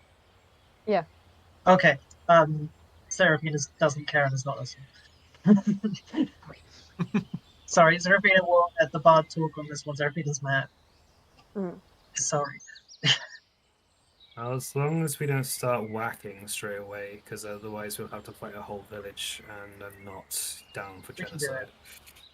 I I'm saved not their down lives. for genocide at all. They're scared. Yeah, but if they at burn down least. here, it's going to be genocide. Yes, we're not going to let them burn it down either. We're going to try and use a voice of reason first. Well, if it's us or them, I'm picking the ones that can't move and didn't ask to be here. Again, we're not going to let them burn down the forest. Or destroy the mine with your friends in it. We're not allowing that. But we're not swinging first. We're going to try and talk. Even if it just dissuades some of the villagers not to engage in the battle, and if it's just us versus the priest of Gond and some of the more heretical ones, then so be it. But we're not going to just start swinging at random villagers. Okay.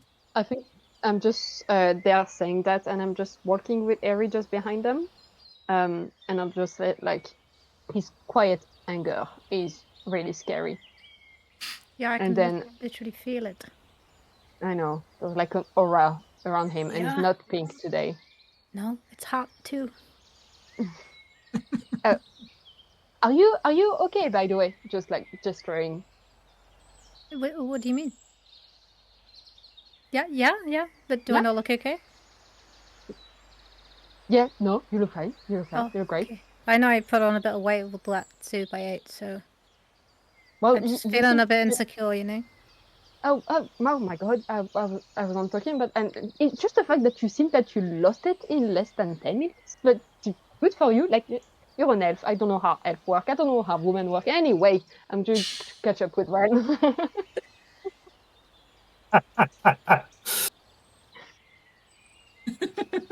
That's it. I love how there's that little thing that Eri decides to do. It's just had so many knock-on effects since. It's wonderful. So, after I take a you will arrive at the village. And you will have had to walk a bit further to get out the forest than you did before, because Tony was not lying. The trees are basically at the walls to the village. They've made, overnight, it seems like the 400 or 500 meters that it was to the edge of the forest from the village that you walked to it, all of that has been filled up overnight.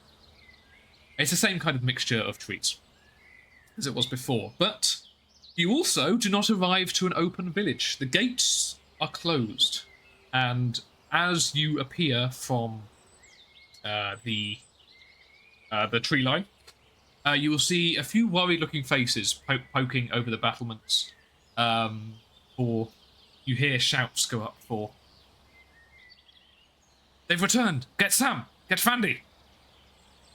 And so there are gates, they are not opened for you. You are on the outside. Coming if we hear this, like Seraphina's just gonna stand there angrily. Actually, no, Seraphina would bash on the gate. Yep. It's a very sturdy gate made of logs, as described before, so it does not flinch. Oh, I just want to be heard. You are probably close enough that you can hear hurrying footsteps on the other side, and you can hear the clanking of metals as well, of the armor, of the quite shoddy but still armor of some of the people around. And then you hear Andy's voice from over the battle. It's unfortunately a bit close, and he's a bit short, so from where you are, you can't see him.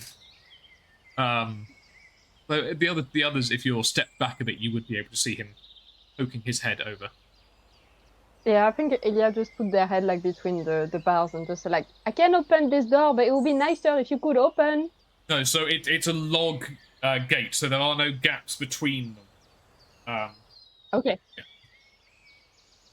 So made out of what? Of wood? Yeah, logs, like full on like tree trunk Like logs kind of thing, but so they're pressed against each other, tied together with rope and other bits of wood on the inside. And so they form a door, and all of the walls are made of the same, so you can't just see through it. It is wood. Okay. It is wood. Sorry, yes. So let's do that. But Fandy shall be standing on the other side, just staring down with you with anger plastered across his face. Like, so you have returned. I assume to confess? To confess that you're a dickhead? To confess your sins against the Church of Gond and the people of What Samwood. sins have we committed? I ask you, what sins have we committed? Please tell us everything. Starting with Feeding you. the other paladin. The paladin.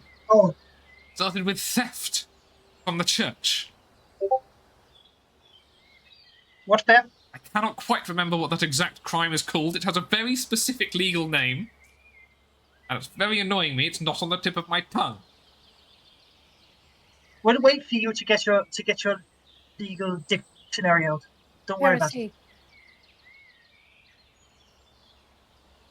Sorry, this is actually going to really annoy me. Heresy, right? I feel like it's more specific than heresy, but unless it is just heresy. I'm pretty sure there is a Which is term for stealing of a religious artifact. Yeah, and unfortunately it's not coming. I'm going to look that up later. It's going to really annoy me. If I ever edit this video, I will put the word on screen now. But Not gonna appear. then desecrating the sacred mine of this village, which had been dedicated to Gond. And you will also stand accused, especially you, green monk, looking down at Seraphina. I'm a druid, you feck. Exactly. You turn up, you start talking to the trees, and the second you do, whatever happens appears to accelerate after we had taken you into our village. And then our two good hunters confirmed that after you went down and desecrated the mine, that you said that the source was down there, and that the other two of your kind were there to help it along. Were there to stop it from there seems to be some kind of crack in the dimensions down there, and they're trying to fill out the crack. The crack caused all of this shit. I dropped all of my I dice, help her. and the crack caused all of this to happen. Caused all of this shit to happen. And now we're in this mess. So if you think about it, they're actually trying to save a fucking little shitty village. All right? And now you stand as accused. Where are the other people? Is it just you up there? What, like, are they hearing this conversation right now, or are you just trying to not tell them about everything? And Oh, do they your are. own They are ways hearing for your own- exactly what you're confessing to. They're How hearing you and the exactly what friends I'm are in confessing. fact accelerating, and are the cause that this is now I don't threatening know what our we said. village. That you I'm will s- bring I- the trees I- to life and to attack us, such as our good hunters. But that I is did not bring exactly any trees your to life. crime. Like we fought the trees as well. Excuse me. Please don't speak over me. Because I'm trying to get a point across Heretics here, do and not you get a make no mistake. voice. Oh, Like I that. would tell the Court of International Court of Human Rights that everyone gets a voice. There is no such thing. Well, I do not there care what really you should. care to make up in order to make your case, but we will not listen to your lies or your heresy any longer. I suggest you Okay. turn tail and leave. Okay, Eritrea, you've got about 5 minutes to change their mind, or else I'm going to kill this man. Drop the Yeah. mic. I'm ready to. I take out my torch. And Eritrea. Seraphina right now has turned herself away towards the trees to not talk about the issue. Eritrea uses charm person. Damn. Okay. Tell us what? Tell us how? Okay. Incredible. That's probably a better idea than just shouting at them. Boy, stop believing in the ghost ship to believe in me. That's work. So it's a wisdom saving throw. And you get advantage if you or your companions are fighting. Okay, that doesn't make any sense. You're not fighting, so it would be. Let me just quickly get up Fandy's stats, because I actually have. Oh, don't tell me I closed it. Don't tell me I closed it. I didn't close it. Good. Oh, good. Yeah. Okay, what's the saving throw? Oh, too many tabs open. Excuse me, I made you a 13. glorious little flashcard for this. I know, but there's lots of them. 13. 13. 19 fails. Oh, this is now going to. However, so in order to cast Charm Person, I believe it says on it. You have to sing a song. Yes, it is verbal and somatic, so you both had to say something and do an action. And as it says, when the spell ends, which is immediately because it fails, they know that you tried. Oh shit, it's going down. I'm getting my first attack ready. He shall draw himself even more up to his full height and goes, "Do not try to influence me, witch." Oh, And he will turn around to, presumably on the people on the other side, to the people gathered around the gate. He starts, you can hear him saying, "You heard them and what they say, their confession to everything. These unbelievers shall not deceive us, and we shall take them when the night comes." He will turn back and said, "I suggest run and hide whatever holes you can." okay. Sorry. Could you please re-explain the gate situation? We are still just talking to a gate right now. We still Yes, don't he see is them. standing on top of the gate looking over, you're standing in front of the gate, and it's a very, very sturdy gate. When you say which, can I at least try to climb to know where they are to see Oh, you them? absolutely can try to climb, yes. Okay, I'm on top of the gate right now. Oh damn. No, you need to roll a acrobatics check, please. You say cannot just yes, say, you can. "I climb." Quite Yeah, famously, the first time you tried to climb, you fell off a wall. Yes, Greg, we Nice. know. The way you sounded, it sounded like I could. It's a 20. Fuck you. Yes, you can climb. You pop up right next to Fandy. You poke as he's turning away to give his sermon. And I'm going to say, as you get closer, you also... There's a weird smell in the air. It's like burning smell. And you, as you poke over, you can see him. He is standing on top of this, like walkway on the inside of the gates, and there is basically the crowd of the entire village there, and a lot of them are holding weapons of some kind. And he's raised one hand in the air, and you see in his hand basically a blacksmith's hammer, but it is burning bright. And he announces to the others, "By the word of God, we shall not take their sacrilege. The heretics shall burn, and we shall rid ourselves of this flammable plague." Can I insight check the crowd? You absolutely can. Just to know, they can see you. Yeah, Can I know. I ask? Can I try to climb up as well, having seen Theo climb up? I'm probably going to fall then. I'm gonna watch these guys climbing and just be like, I have an idea. Oh. Okay, if you got an idea, I would have stopped. Okay, while Seraphine is trying to find her dice, Eritrea. Can I try and signal to Leah to form a connection? So we can Yeah, talk. I'm happy with that. Okay. I roll a 22 on the crowd. Everything's happening quite fast. Looking back at the guys, I'm thinking of hiding because they're probably going to attack me. I catch your eyes, create the link. Yes, go ahead. And probably go hide at the same time. Okay. Before I start, can I just confirm right now what is happening? Are they about to go run an attack, or are they just behind the walls? They're hyping They're up not ready going for to it. They're react. going out tonight to Right, do okay. the thing. So we, I if think we we should don't try do it. anything, we Yeah, I can just wait wanted to till double check that before I do say what I was going to say. So basically, with the psychic link, I would talk to Leah and just be like, right, there's one problem here. It's one guy is the problem. He's leading the rest of those people, right?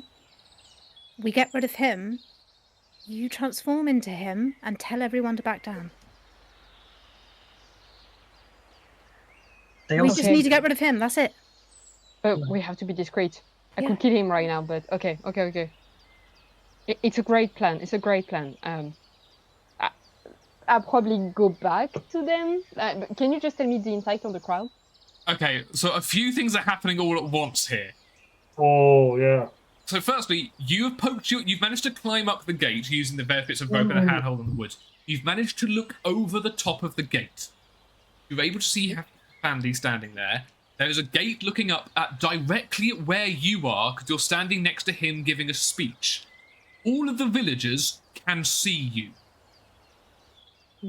You rolled a 22 on insight. What is it you're looking for?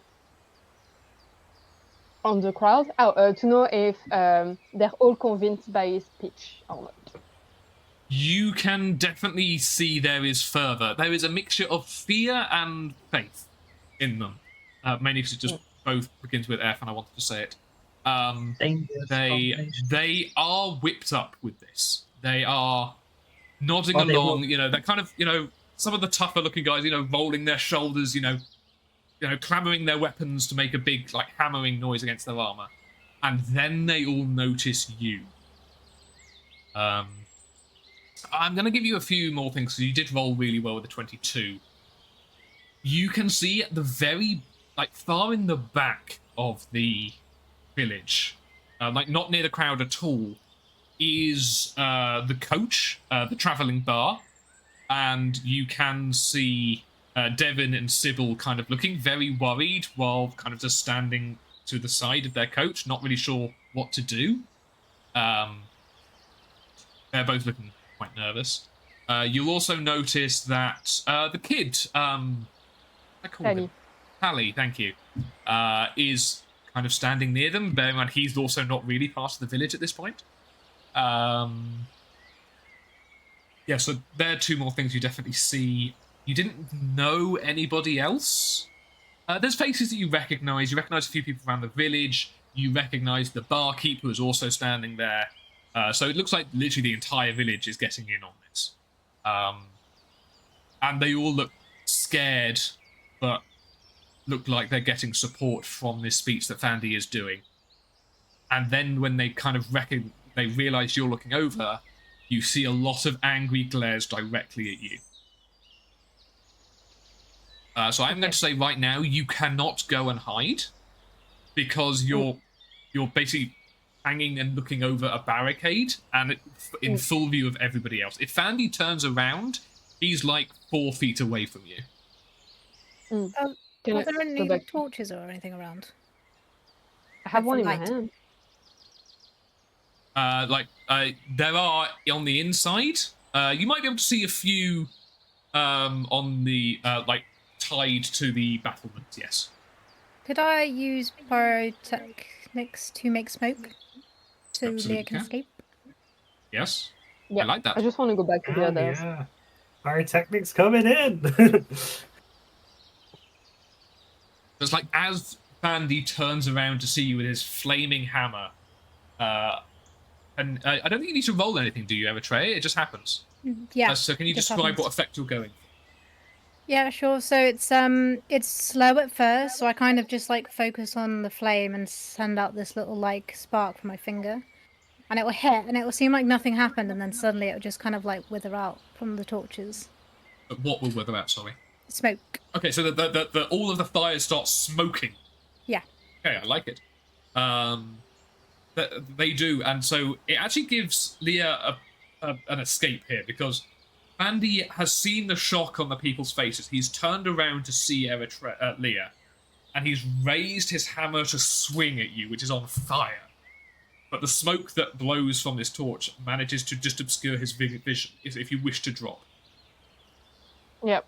you can do, and you hear a heavy thunk as the flaming hammer hits the solid log.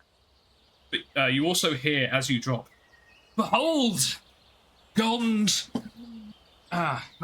Words, Greg. I'm not good at making up speeches, apparently. "Gond blesses us. Look how his message is carried by the smoke of the flames. He blesses this crusade." So, although you managed to save Leah, Eritrea, Andy was able to use it to bolster his message even more. Okay. Can we try and about you? escape now outside as well? Like use it as a distraction to just kind of slip into the trees? Oh, absolutely, yeah. Cool. You hear called after you, "That's right, scurry back to whatever hole you came from, and fear the wrath of God. Can I, The night like, as we're shall be walking, brightly lit as the suns, as our fire reads down upon you."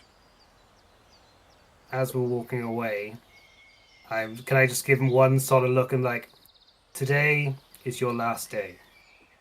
Ah. I'll even roll an intimidation on that if you want me to. I mean, Yeah. you're kind of leaving, but sure. Yeah, okay.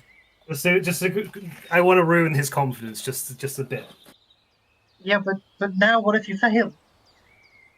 I'm good at this charisma stuff. Sure. Very good. That one. So even though that's because I don't intimidate people often, I'm not proficient in it. That's still a 21.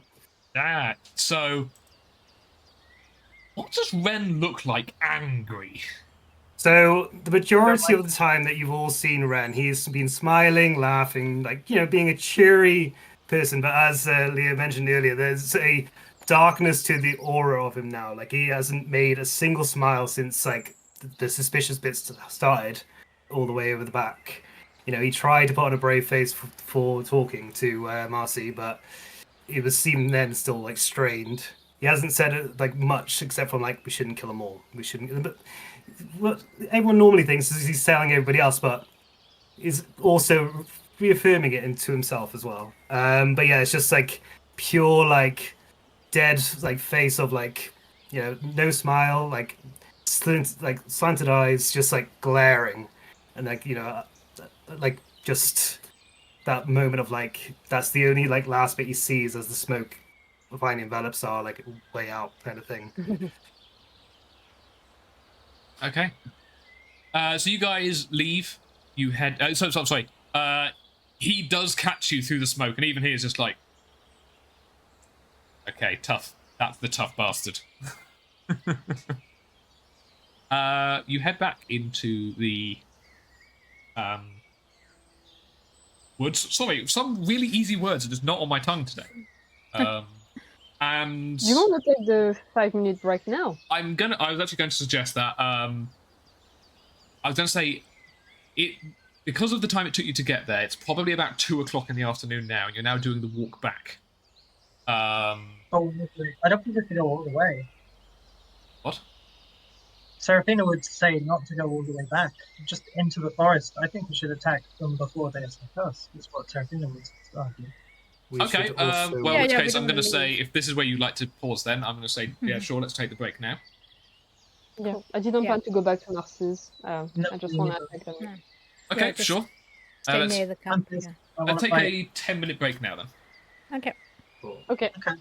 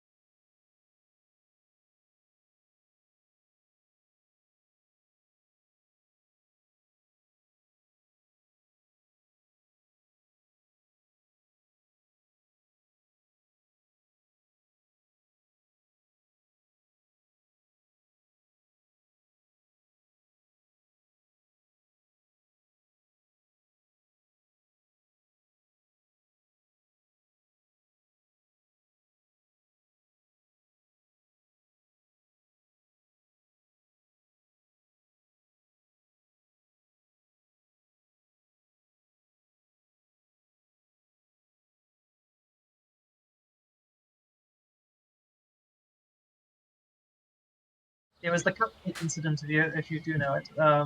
Right. So I remember the ship incident. That one was funny, where you learnt all the rules for a ship battle and they sidetracked it completely. That was a funny one. well, let's find out if a lot of my afternoon was wasted. By okay, so you guys are currently just standing just out of sight of the main gates. You're back in the forest. I'm not putting any restrictions on you. If you wish to end this whole thing here, you absolutely can. Don't worry. I have come up with a way it will probably work. But if you don't, then the next bit will take a fairly long time, like the rest of our time this evening. So, I'm going to ask you for a quick discussion of maybe about 5 minutes max real time. For you guys to come up with a plan if you want to end it here.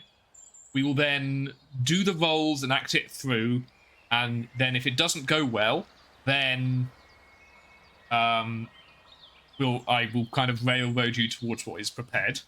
If it does go well, you can end it all here, and that's amazing. Okay. This is going to be a real test of everyone's role-playing skills, because if everyone rolls well, I'm going to ask for some good role-play from people. Okay, yeah. So I guess the first thing we want to kind of discuss is if the plan goes ahead that I communicated to Leah, we've got to figure out if Leah wants everyone else to know that they're changeling, or if we're going to do it secretly and pretend we're doing something else, or like how are we going to like wiggle it around if that's what we're going to do. That's those two talking. Okay, in the heads. Okay, so like Avery would ask this kind of question to Leah. Yeah. Yeah, we'll just think back of the conversation they had with Ren in the morning and be like, no today, no. But I still like the plan, so we could like give them a mission who's like a distraction mission where we replace him or like I disappear at some point. It could be a distraction. Guys, I have an idea, and it might involve me doing something away from you guys. Okay. Are you going to tell us what the plan is first, or are you going to disappear and do the plan? Well, basically, look, here's the thing. I know what you're going to say, little god boy over there. You're saying, don't kill all of them. Yes, we should try to prevent massacre if we can. Yeah, that would be a good one for me. Here's the thing. Here's the thing. I cannot control if people are listening to his bullshit or our truth. All I can do is protect the forest. So I would like to. There is a specific plant kind of. Well, it's a fungal spore because it's not just the plant family I can turn into, but a fungal spore family as well. It's basically it's a bit like a poison pinata. And so if they hit you, you give off some kind of mist, I'm guessing? Well, I burst, I then turn back into myself, and they all get killed. So they all get killed? I'm sorry. Well, I'm sorry. They all get killed? Well, they all get poisoned, but I mean, if they don't have a lot of... No. We cut off the head of the snake. We don't need to kill anyone else. No. My idea is this. You guys are doing your own thing. I am there, at the forest's gate. And if they try to enter the forest, they're dead. Well, I suggest that we try an assassination attempt. Assassination? Yeah.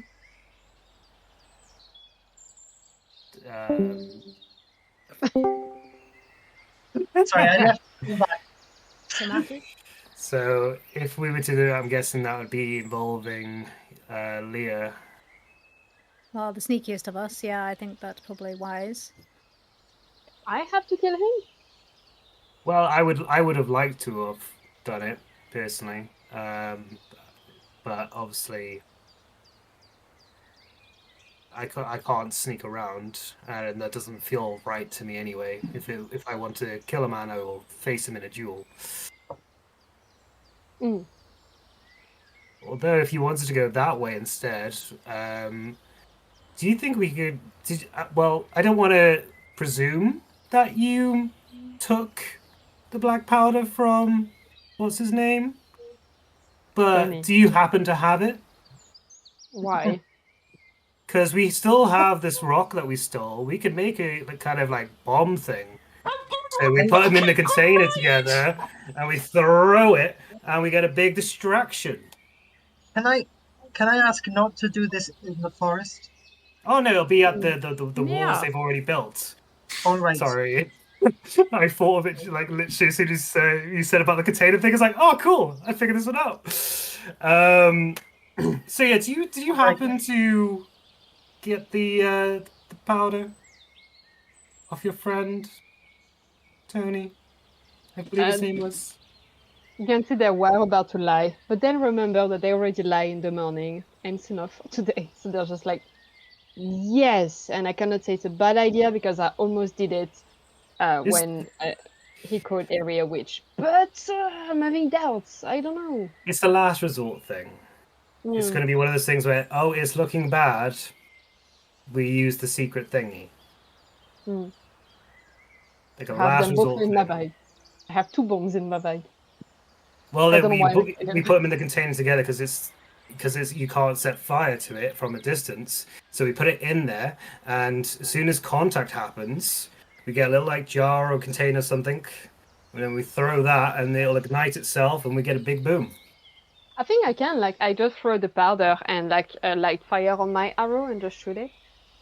Yeah, but this one would be massive because the stone itself already explodes. And we're I adding agree an with this. explosion to an So- explosion. That means bigger explosion. Would that be a They- distraction? Well, that would hurt a lot of people too. So that's why it's a last resort kind of thing. I kind of just wanted to throw that Could at the guy, but could we I just figured make it as a distraction somehow, so it's not as dangerous? No, because if it is, so here's the thing. If you're saying that what we want to do is to convince the people not to follow or to cut off the head, if we cause destruction, look at me thinking clearly. But if we cause this to the building as a distraction, they're going to think, oh, they're attacking, and anything we say is not going to be listened to anymore. Oh no, So it what we definitely need is like an to do- escape plan kind of thing. Like it's not going to be like, oh, this is how we initiate. This is like an escape plan. Like Okay, it's something that is how bad. we get Friends are dying. We throw the special thingy. But if you do that in the forest, Oh, I'm we're doing the leaving you. We're not forest. doing it in the forest. We're not doing it in the forest. you have Like, to deal with your own that's- kindling in the kindling of the forest. No. We're not destroying the forest. That's why I'm pissed off. That's why we're here. Yeah, we're all on your We're side here for the same reason. I know, Chill. but I don't know if you guys get the gravity of how much I care more about this fucking forest than I do about your lives. I mean, Well, I care we about the do. forest. It is We understand. it is a true sign of beauty in the world, and I will not let it get destroyed. So, I have an idea. Right. Maybe. But what if one of you pretends to be a hunter or someone coming into the village who has captured me? They let me they're inside. not going They to bring. believe us. Well, Wait, if they do, they know all our faces though. yeah, they But know. what if Yeah, they don't? Like, that's too risky a plan. Okay, let's listen to the plan. but we need to get in front of him, and that is one way we'd definitely get an audience. Whoever went in would be taken Okay, straight right. to him, and if there was I a was thinking- distraction, we could kill him in the chaos. Do we want to go straight for trying to kill him, or do we genuinely think there is no way we can talk our way around We this whole can't talk to situation? him. Nope. Not him. He is a religious fanatic, and they cannot be talked to. Maeve's opinions do not reflect. Well, are to not die for would reflected- like to say that any opinion expressed by the cast or any of its subsidiaries do not reflect the actual opinions. Anyway, we need to kill this second priest. Either that think or we sneak in. Sorry. Yeah, Leah, was you've okay. been rather quiet about your opinion in this one. Okay, I will continue as Leah, but just as a player, Leah in the head of Eri is repeating like, "I'm sorry, I'm so sorry. I know your plan is great. I'm just not ready. I'm so sorry." And then maybe you notice that they look like intensely at Harry, and you say that. Just say like, I feel like I should say that I'm not that keen on murder in general, but yeah, that's. I do understand your anger and desperation, though. I don't know. I don't know what to do. You don't have to do that then. That's fine. There's plenty of ways Oh. we can work around. I think if we did anything in the actual village itself, it would harm a lot more people. There is Well, they're going to have to leave anyway. Yeah, there was that clearing where we fought the big tree, which we could set up something over there instead. I refuse. That We will won't burn down use the forest. fire. No, don't worry. It's fine. They will. They will use fire. Did you not see what they've got there? They're going to light the whole thing on fire. I mean, we are right in front of the gates. They're going to come out of said gates to go to where they want to I'm go. not We are here. Yeah, but if we fight I'm not in listening here, into the forest. we don't like. From what I can tell, Okay. they go into the mine first. They're exploding that, then they're going to burn the forest on the way back because otherwise they're going through their own frickin' smoke field, and that is stupid. So they would go and do the Don't want mine you bit to even, first. to even get into the forest. I don't want it to be a possibility. Yeah, they're not going to burn the forest on the way in. There's no way they would do that because they will die. They will wait until they get back on the other side, and then they'll do it. Otherwise, they'll burn themselves alive.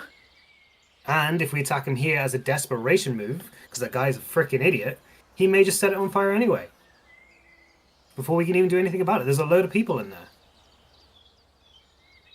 Look, And Serafina, like, I'm just going to be harsh for a second. You just said that you prefer the trees to us. Well, I do prefer saving the children to the trees. And from what we're understanding, the trees, burning the trees is not their priority. We are going to do our best to save the trees.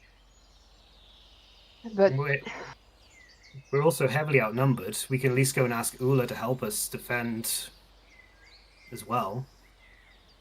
I don't know if we have the time. Because if we It takes a long fail time to here, get down they there. have no idea what's happening over there, and they will literally be ambushed. At least we can go and warn them in case we fail here. Because I don't want anything to happen to your friends. we are running out of time. Look, here's what I think. These trees did not ask to be here. They popped up. None of us did. We all just pop up into this existence, into this world. The thing about the forest is, until they go to a certain maturity, they cannot fight or move for themselves. They stay where they are.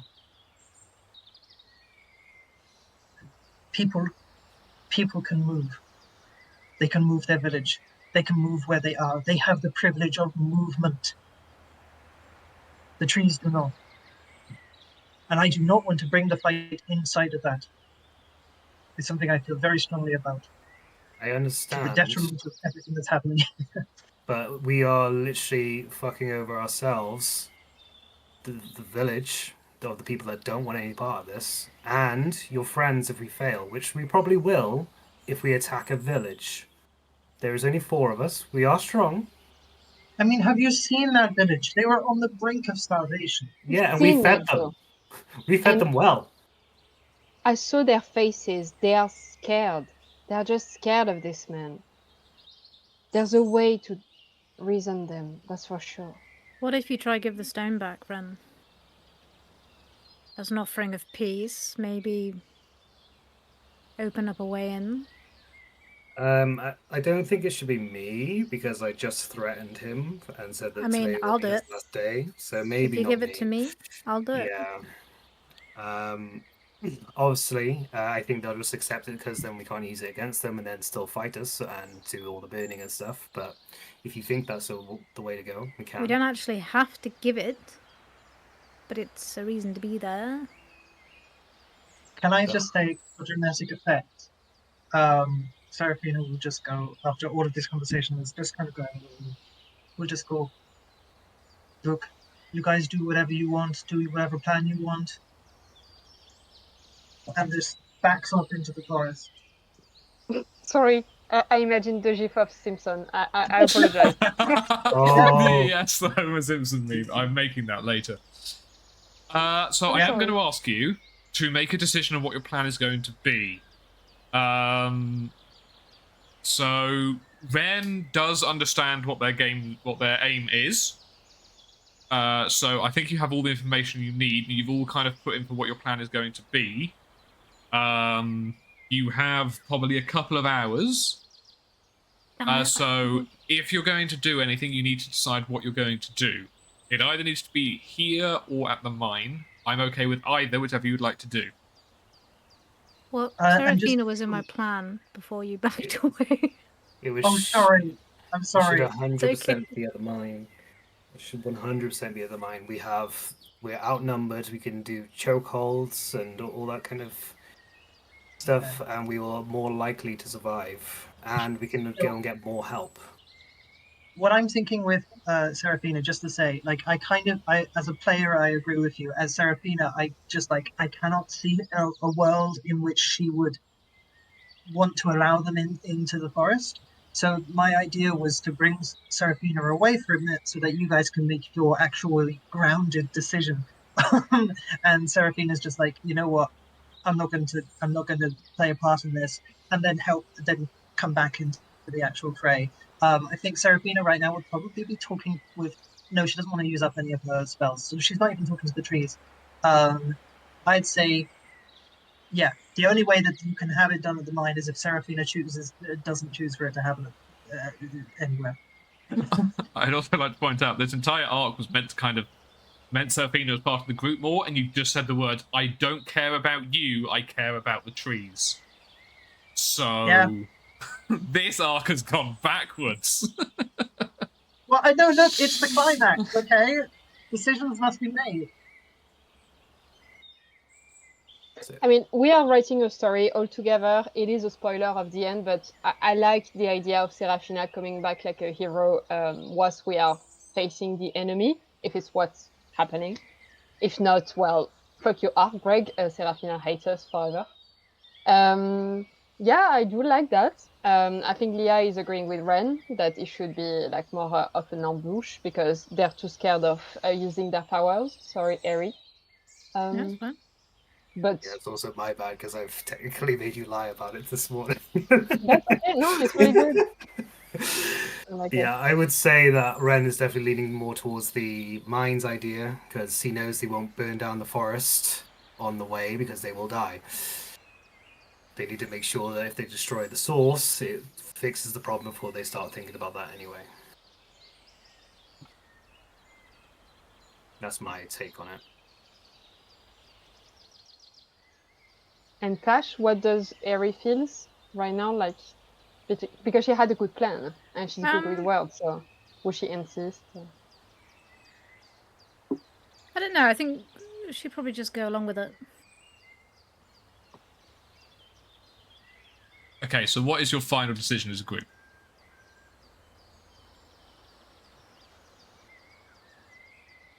Okay, is it going to be right here in the village and now, or back at the mine / Marsenia's house? It sounds like it's the mine and Marsenia's house. I don't think any of these three are arguing against that. And Serafina's taken herself out of the argument. So. Yeah. I want to go and warn Ula and stuff as well in case this goes badly. So, I can. should one of us Go go ahead. back to the house and one of us go to the mines, or 2-1? Yeah, I think it's like spreading the group to prepare an attack, but prepare your speech, prepare Marcy, prepare. Yeah. Yeah. Okay. And worrying about Serafina wandering into woods. I know my way around these woods somehow. Somehow you do. Last time we had to tell you, we had to tell you where was the south. Hey, but this time I got used to it. I got my bearings back, and I rolled at 24, so it's the one thing I can do right now. So, Yeah. I guess I would start heading towards the mine. I will say in the clearing that Serafina left through. I think she's already gone. But I'll say I gotta go warn your friends in case this goes badly.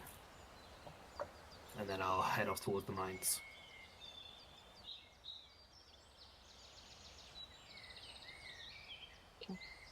I guess I run back to the house then. Leah, which party are you going with? Once again, I'm between the two. No, just Mummy or I'll Daddy? follow Eric. Oh, no. Oh no! Oh, Mummy or Daddy? Oh goodness! Like, get out of the screen. Like, no. what auntie? There you go. Crazy Just auntie. really slow. I would follow Eric because I want to apologize out loud again about ruining our fun. Okay. And Seraphina, you notice where the others are going. Which one do you join? Well, I see them going that way. Mummy or Daddy, or they'll be... No, shut the fuck up, Greg. Get out of the screen or stop talking like that. Okay, anyway, so basically I follow them towards that way. I'm imagining this is going to happen in the mines or in that kind of that area. I don't know. I'm following Ren because Ren is the one who actually spoke out to me. I'm following him, but still in the trees, and I just kind of I maybe have a moment where he goes towards the mines and I'm just kind of being a bit more of a place with the trees and I'm just kind of stroking them and looking after them. Okay. So we know where each of the pairs is going. We'll probably start with Leah and Eri, since Leah actually wanted to have a conversation on the way. I think I'll start with I'm sorry. Like there's like a big silence. I don't know. Maybe she's about to speak and they burst like, I'm so sorry. I do not envy your position. It must be so annoying to come up with great ideas and me just be like, no, I'm not going to use my powers. No, didn't think that at all actually. So you're fine. Really? I'm just spitballing, you know. I come up with some ideas, I share them, but it wasn't practical, so we didn't use it. Okay. Yeah. Just, Yeah, you're fine. You know you can do no wrong, Leah. In mm, my eyes. yeah. Yeah. I'm perfect. Oh my god. Yeah, your cheeks are a little red actually. They're Dear panicking, God, yeah. thinking about that they are now keeping a secret from her best friend, from her. Yeah, having a mini panic attack next to her, being so chill. I think I'd like just stop you, just kind of like put my hands on your shoulders and just like look at you and be like, "You okay? Breathe. Deep breath. In. 1, 2, 3, 4. Out. 1, 2, 3, 4. There you go. Do that again. Feel better? Yeah, Cool. actually. Right, Thank now you. we gotta run, so Yes, important things. let's go. Let's go prepare. Yeah. Run towards Marcy Anthony. And Paquette. Paquerette. What's his name? Paquette. Croquette. Paquette. Yeah. Courgette. What do you want, I guess Ren and Seraphina don't talk on the way, since Seraphina's doing tree stuff, but heading in the same direction. I don't think I know that Seraphina's No, there. you don't know. I'm not following. I'm in the trees following. Like Okay. I'm stalking. You're heading through as well. So, again, the Eri, you can turn up at Martinia's cottage. The door is open. Is Marsenio around? Yes, she is downstairs feeding Tony a bowl of soup because it's about evening time at this point. You've had to walk a long way twice. Because actually, you're probably all quite tired. Not an exhaustion point tired, just in general, you're quite tired. Cool. I don't want to alarm you, but we are back, and there's Yes, kind hello. of an angry army following us. Sorry about this, but we have everything under control. Do you? Yeah. Tony's been doing some talking about what's being said. at the village, Mhm. and Yep. no, he's a good kid, but like even he said like he wasn't like he took a big gamble coming out here to tell what was going on, and he wasn't entirely sure whether it was the right thing to do or not, and he's pretty rational within the village. So you've raised the village to come and attack in the name of Not God. really. It was their plan anyway to go attack the mines. Just happened that we are going to be on their way and stop them somehow. They know I'm here. They know this is where you've probably been staying. Mm-hmm. Do you think they would come here? I don't know if that's like better or worse. I don't know. It doesn't really matter. We just need to reason them. I'm sorry that it will happen here. We do our best to protect you. We don't expect you to do anything except hiding. Tony, do you think there's anything we could do to persuade them? Mm. Like, do you know this guy well? Like, has he always been a fanatic? Like, what's the... Any dirt on him? Yeah, what can you tell us? Oh no, like he's looked after the village quite well. He's been here for a long time. He knows everyone in the village, and everyone in the village knows him. When we found the Thunder Rock, we gave him the first bit as mission for Gons, and I wouldn't say he's fanatical. He's for the most part he's been pretty chill going, but since since he was told that the trees are going to come to life and eat us all, I guess he, like everyone else, has lent on his faith more, I guess. Fear tactics. Yeah, I guess scared people like do silly things sometimes. But like Marsenya's right. Like we do know Marsenya lives here and runs, I don't know, like a halfway house or like just a stop off people, and has done for a long time. Like myself and Marsenya, like I've known her for as long as I've been alive. She's liked, but I guess it is possible that they would come here if that's where they think you are. I'd be surprised if they didn't come here before the mine, honestly. Same. And if you want to dissuade them, you'll have to I don't know, like you guys did do good for the village. Everyone was talking you up when you left. You were going out to help. Even Fandy said you were good for the village, so maybe explain what is really going on. Yeah. No, seriously, what is going on? We're not really sure. I'm sure Rain is going to come back with a little bit more of information from the druids. And I think truth is our only weapon before taking real weapons. Like, if you feel like just talking about all the things that happen, because we did nothing wrong. Like, yes, I have bombs in my bag. Oh, well, big deal. Like, it happens. I don't really steal them, and I just don't plan to use them anyway.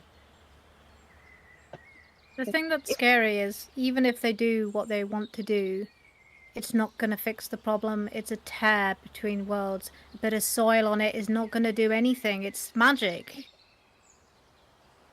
That's They're why just she's the bard and she speaks. doubly going to kill themselves. They're not going to just die once. They're going to kill themselves dead. I guess if you think what they're doing really wouldn't help, then that might be the best thing to tell them. I mean, how do they clearly don't know what help is. We came to help them. Now we're the bad guys. Now they want to fill it with dirt like it's going to help. No, they don't seem to know the meaning of help. Yeah. creative.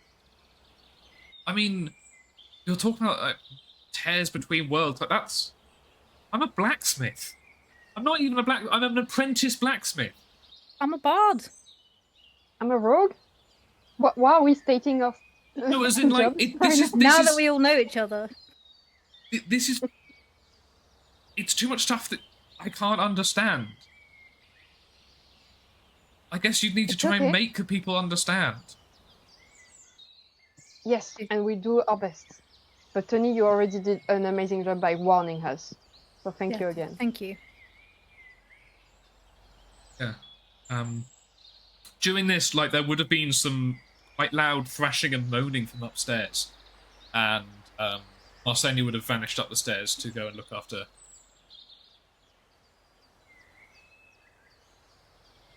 I don't know if we have time, but I think Leah would have followed them just to see if he's okay, and mainly because they're really curious about this strange man.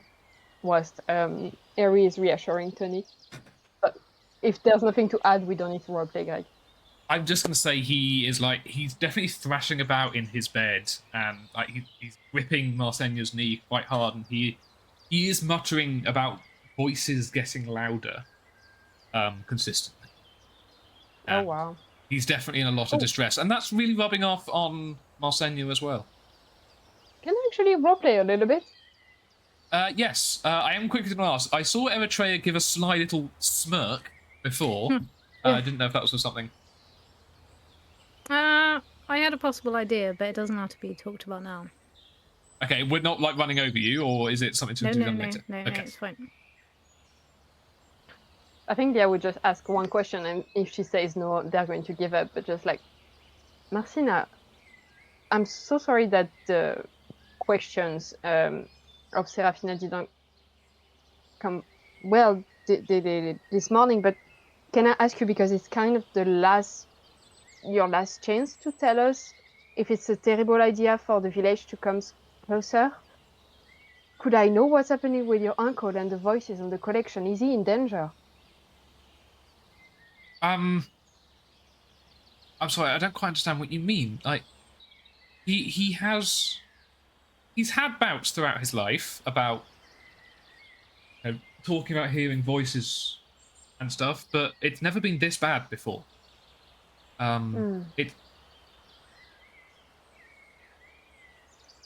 He got more agitated when the trees started appearing. Oh, do you think he's able to hear the voices of the trees somehow? I don't know. Like, he doesn't really speak much at this point. Like, sure, there's nothing I can do. I would create a psychic link with him just in case.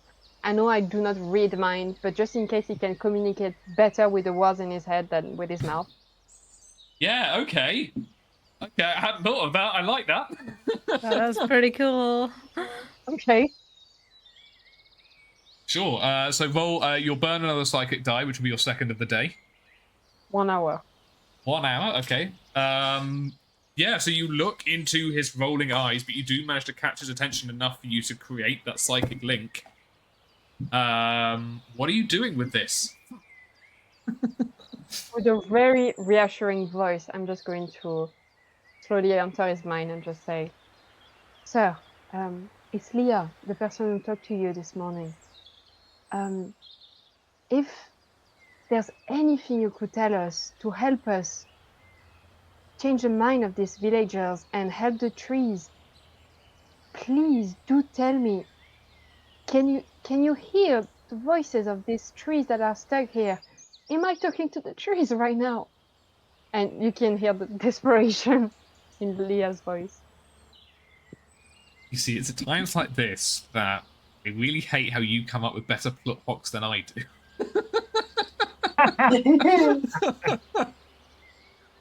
Holy fuck, that would have been... Yeah, okay, that's interesting. That would be I really thought it was that as well. You don't have to give it to me, it's fine. So... No? No. You do not get a huge amount back. So I think you can only get responses through this. You're not literally... I don't think you literally read somebody's mind, do you? But you can talk back and forth, if I'm not wrong. I hear their inside voice.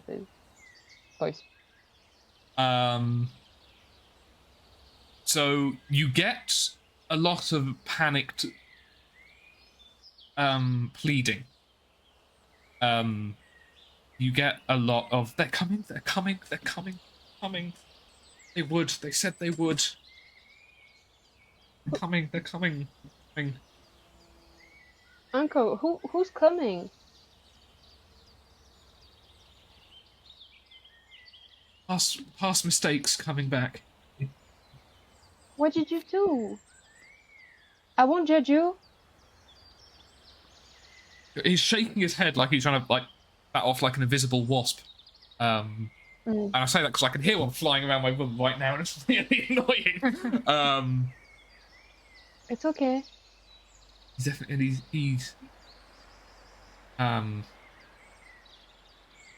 he will suddenly look directly into your eyes. Again, that wild but very present stare.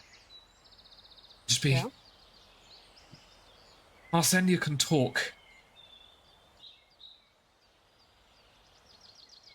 If you need help convincing, get her to speak. She can talk well.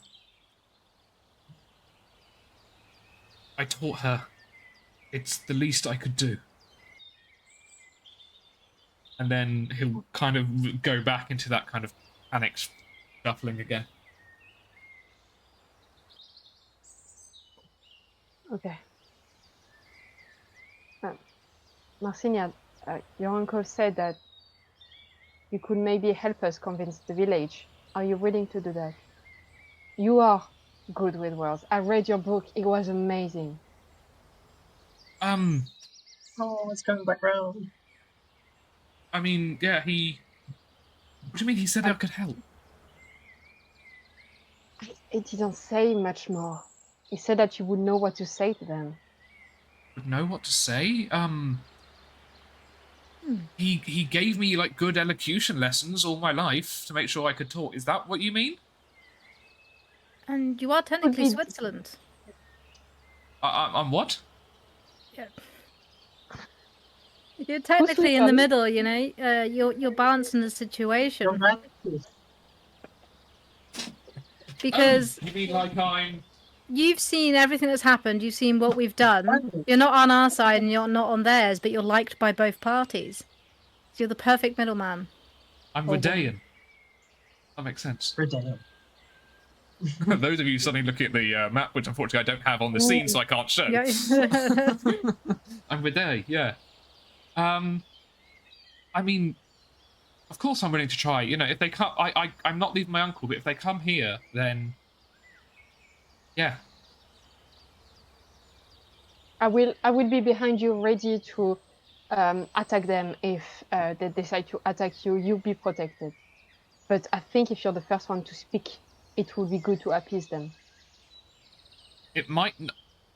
Okay, like I don't know much statesmanship or negotiation or anything, but standing behind me with weapons out might not help. I would be hiding. That's a thing I do. They won't see me. That's slightly creepier, but okay.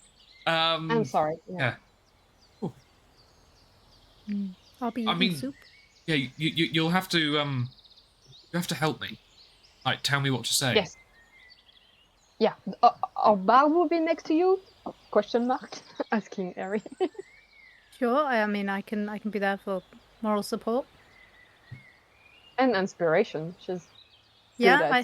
inspiring people. Could I give her bardic inspiration? Yes, you could. You should. What was that, Then Leah? I do Sorry, this. I spoke over you. Oh no, it was metagaming saying you should wait because it's 10 minutes, but... Yeah. You're right, that is metagaming. Well done for not quite doing it, and yet only doing it when I pushed you on it. To be fair, the character, like, Eri would know that. Yeah, sure. So I think it's not metagaming, it's fun. Yes, okay. And maybe if Tony's here with me, like one of their own, being here might help. Yeah. I hope so. Yeah, he's a good enough kid. His mum used to bring him over. He's like a decade younger than me, but his mum and my mum were friends, so he used to come out. It was nice. And I have to say as well, like, you should trust your words, because not only are you a brilliant author, but you talked me into eating a lot of soup, which I thoroughly enjoyed. Not to mention, you talked me out of thinking that you were a hag. I'd say That you're was a pretty good joke. at... Did you think I was a hag? No. I had doubts. Okay.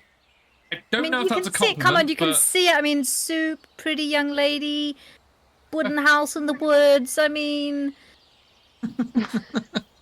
Well, I suppose it makes sense. all of those were compliments.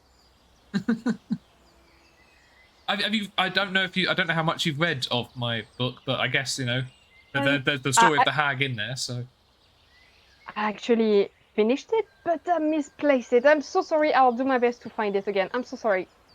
that's okay. That's okay. Don't worry. I'm sure. nervously laugh. It can't have gone far. Okay. Okay. Someone must have eaten it in their stomach. Okay, so you have decided if the mob turns up at Marsenya's house that you're going to help Marsenya and Tony talk them down. Yeah, I have one more question. I'm so sorry, Greg. It's just because we are leaving this village and I want to know everything. Marciana, could you please tell us? I'm sorry, I'm not really good with words, but what happened to your mom? Oh, I mean, she's buried out back. She passed. When I was younger. Which is why my uncle's looked after me, which is why I'm looking after him now. Okay. She would be very proud of you.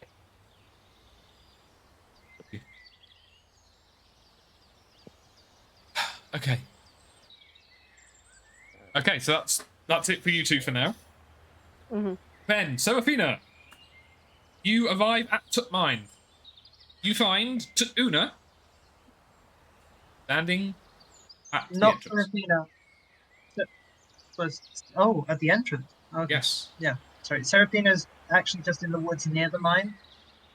Okay, well, Ren, I will do Ren, and then we'll talk about what's going on with Serafina. You find them there. Both of them or just Stula? Just Una. Oh, sorry, mate. Is it Ula? I swear it's Una, right? I thought it was Ula. Sula. Ola. And Serafina's gone when we need it. Ula. Yeah. La. Oh, it's Una. Okay, I've La. been saying Una Yeah. for Yeah. so long. Una. Yeah. Fuck, I got it wrong immediately. Ula. Ula. Think Okay. of ooh la la. Ooh la is standing at the front gate. Front Cool. entrance. Just because me shouting last time caused an encounter, I'm going to walk up first. And I'll probably as soon as I get there, I'll be like, Ula, the situation has gone downhill rather quickly. Downhill into a mine shaft. Wonderful. I know. So the village think that we're desecrating their sacred land because they found it forgone, and they also know that something's happening at the bottom, and they think if they cause it to explode, they're going to fix all their problems. I'm not certain that's going to work. It's not going to work, and then they are going to set fire to the forest after they then get back to their village, which again, don't want that to happen. Oh. Okay. So they're marching tonight. Because of the whole desecration thing, they're blaming the Kindlers, us and Serafina, for various things. So we're not sure which place they're going to go to first, if they're going to come here, or if they're going to go to where we were staying. Okay, well, Kaylock can't move. She said, meet up here to go and get some air. Leave her for a second, but she thinks it's working, and judging by the amount of trees up here, things are certainly accelerating, and the trees certainly seem fuller, so I think it is. But if this is a really important time for her, then she probably shouldn't be disturbed.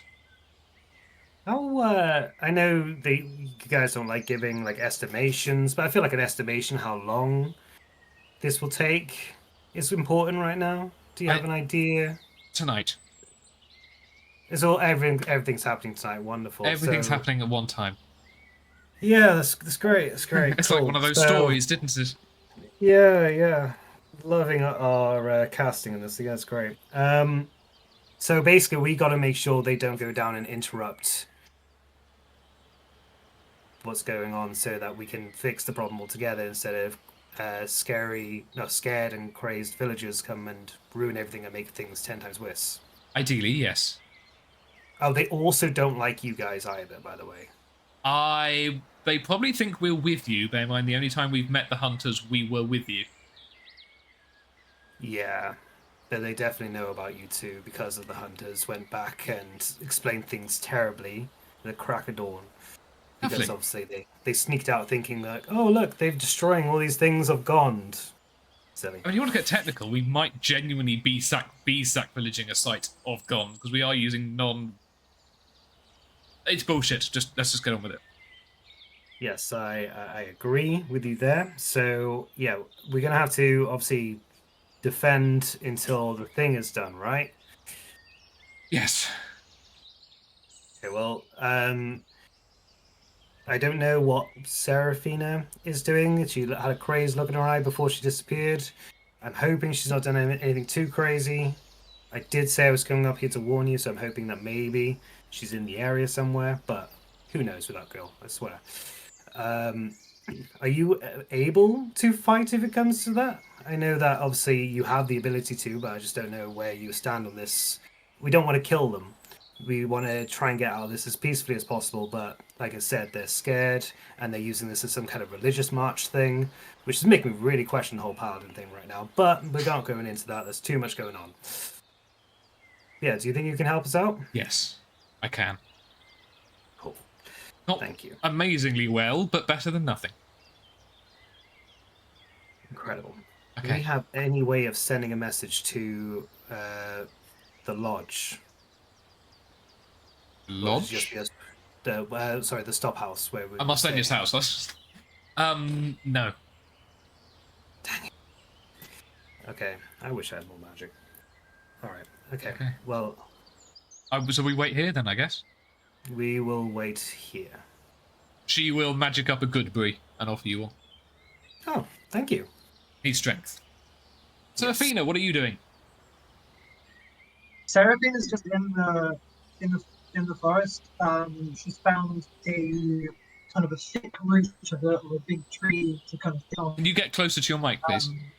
Sorry, she's found a thick root of a thick tree to sit on. And he's just feeling nature. She's really not doing much. She is feeling very defeated right now. Worried for the forest. She's contemplating the words that she said about caring more about the trees and the people, and she realizes that that's not fair. She cares equally about all these living things, but she still sees it as the trees cannot help themselves as much as the others can. So she is still kind of mainly on their side. And I know you're trying to do this story to make me get closer to Locksmith's Bane, damn it, to the Kindlers. But they like Seraphina's heart lies with trees, and I want to go against that. Just yet, she hasn't learned otherwise. Okay. I mean, if that's all you're doing, then there's no one around with you. You're not speaking to the trees or anything, so... Are you going to be doing that until the night? Because I want us to move towards that night time now. It's pretty close. Yeah, she's not seeing anyone until something happens. Okay. Just for ease, I'm going to say that you are somewhere near the hunter's camp you came across when you first entered. Okay, is that kind of at the crossroads where it then went either off to? It's about Yeah, halfway that's- between the Marsenia's cottage and the mine. Yeah, actually, that feels like where Serafina would be, because she'd know that they'd have to come down this route. So this is kind of, yeah, makes sense. Okay. And so, man, are you doing a excellent evil villain impression right now? Oh no, sorry. I'm really thinking about everything that's going on, and I use that to contemplate my brain. Sorry. It was just the shaved beard. It looked like you were wearing a turtleneck for a second, and you were just sitting there like this. It was wonderful. We'll get you playing a villain at some point. But Mr. Burns meets Steve Jobs. we head towards the evening and into the night. And how are people feeling? Just very quickly, Leah. Quite, this weird calm before the tempest. I feel quite grounded. Probably hiding. I don't know where I would hide. Behind a tree or something, ready to attack, because I know that I am Plan C. Plan A is Marcy. Plan B is Eri talking. Plan C is me attacking. Just like holding my breath, hearing any kind of noise, and focusing on being the one saying that they're here. Okay. Eri. I think I'm like, what's the word? Like I'm full of like anticipation. I don't really know how to feel. I'm a bit like kind of like can't sit still because there's so many different outcomes that could happen, and I know for a fact that we've tried to have, as Leah said, Plan A, Plan B, and Plan C. So I'm just like thinking about these on repeat in my head, and I can't kind of sit still because I'm a bit like, oh, which one is it going to be? How is it going to work? Okay. Yeah, every other fight you've ever had has been spontaneous. This one is kind of torture because you've been given time to get into your own head. I didn't think about that, but it's scary. Ren. I would say like a quiet rage. Like he's annoyed that someone who was supposed to, bring light to a village with their, the teachings of God and all that kind of stuff is now using that name to cause mayhem and destruction on things that are beautiful. And obviously the party is separated at the moment, so he doesn't know if his friends are okay, and he's just like stood here trying to do what he thinks is the right thing, and he genuinely wants to kill someone, like premeditated, and he's also combating that. Like he's like, why is that little man made me so angry? And internally he's not gonna like show himself up in front of Ula, but like he's just like got this deep contemplation of like, I actually wanted to rid the world of someone because of what they're doing. Is this the right thing? Is this a bad thing? And so he's got this whole like thing, but he's also really angry. Okay. And Serafina. Serafina is. Can I say that Serafina is kind of using her druid craft to disguise herself in a way to create little blossoming flowers and the like, and just kind of place them on her. Yeah, you can. I don't know if that would be counted an official disguise, but you can be adding like flowers and stuff to your stuff. Yeah. Yeah, just to kind of camouflage more into the bushes, and we'll be staring daggers down the way that the villagers would come down. She would kind of be refusing to use any of her powers just yet, so as much as use a spell slot or a plant shape ability. So she's just kind of blending into the environment around her a bit and just staring daggers, waiting. Okay. Well, you were going to be the first one to hear Bombarda see. You see light coming through the trees, an orange light, as Oh, bitch. Oh, no.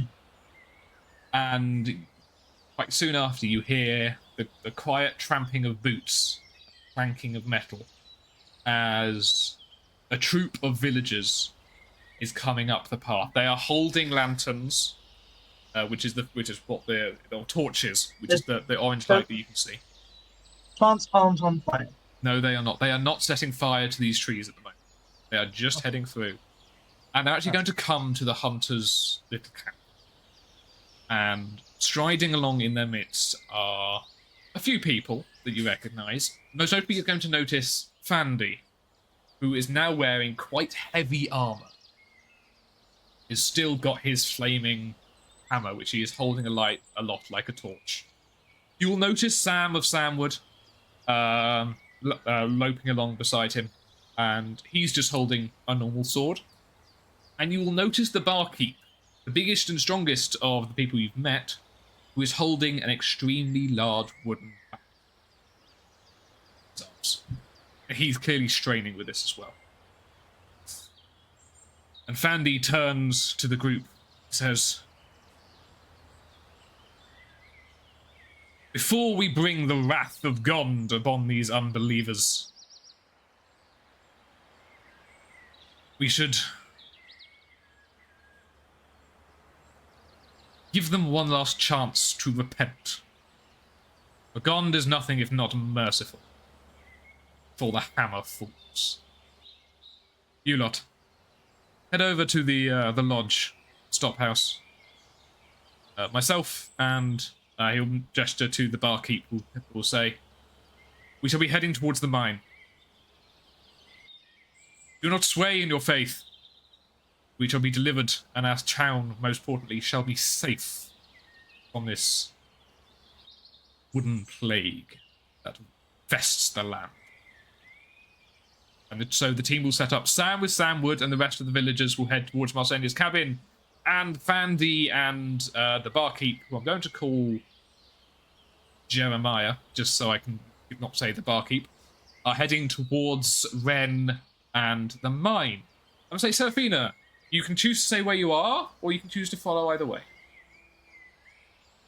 At a safe distance, kind of quietly through the trees, Seraphina is going to follow the barkeep specifically because he's got the means to destroy this forest. Okay. Can you please roll a stealth check? But I'm really, really far away because she knows that she's really bad at stealth check. Yeah? That's not too bad, but my stealth is a -1, so that's 11. 11, that's not bad. It's dark out, and they've only got one torch. They haven't even got a torch anymore. They've just got his flaming hammer, which doesn't give off that much light behind them. It's giving off more in front of them, almost like a flashlight, which is weird. So you can imagine there's something... This is, in fact, a magical hammer. And in fact, where he points the hammer is where most of the light falls. That's really cool. And so you will, unfortunately, step on a branch that snaps, and the light of God shall shine across you from one side. But they do not see you. They don't see me, okay. We should be I just quick. hide by a tree. There are still beasts in this forest. If we have any luck, then those we had turned to for help may have fallen in the hands of such beasts. But come on, Jeremiah, do quickly.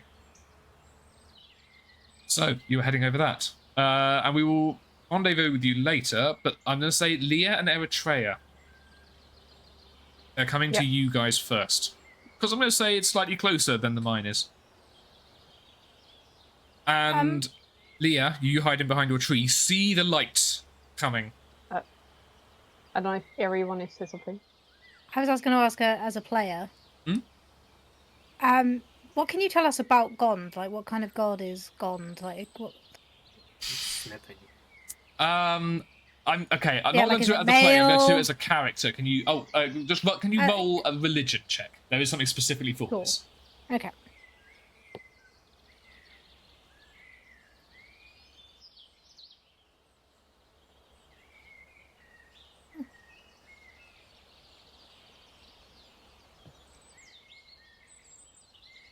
How'd that go? Ooh, oh, nice. I didn't know. So it's 15 plus 2 Damn, you're rolling actually quite well today.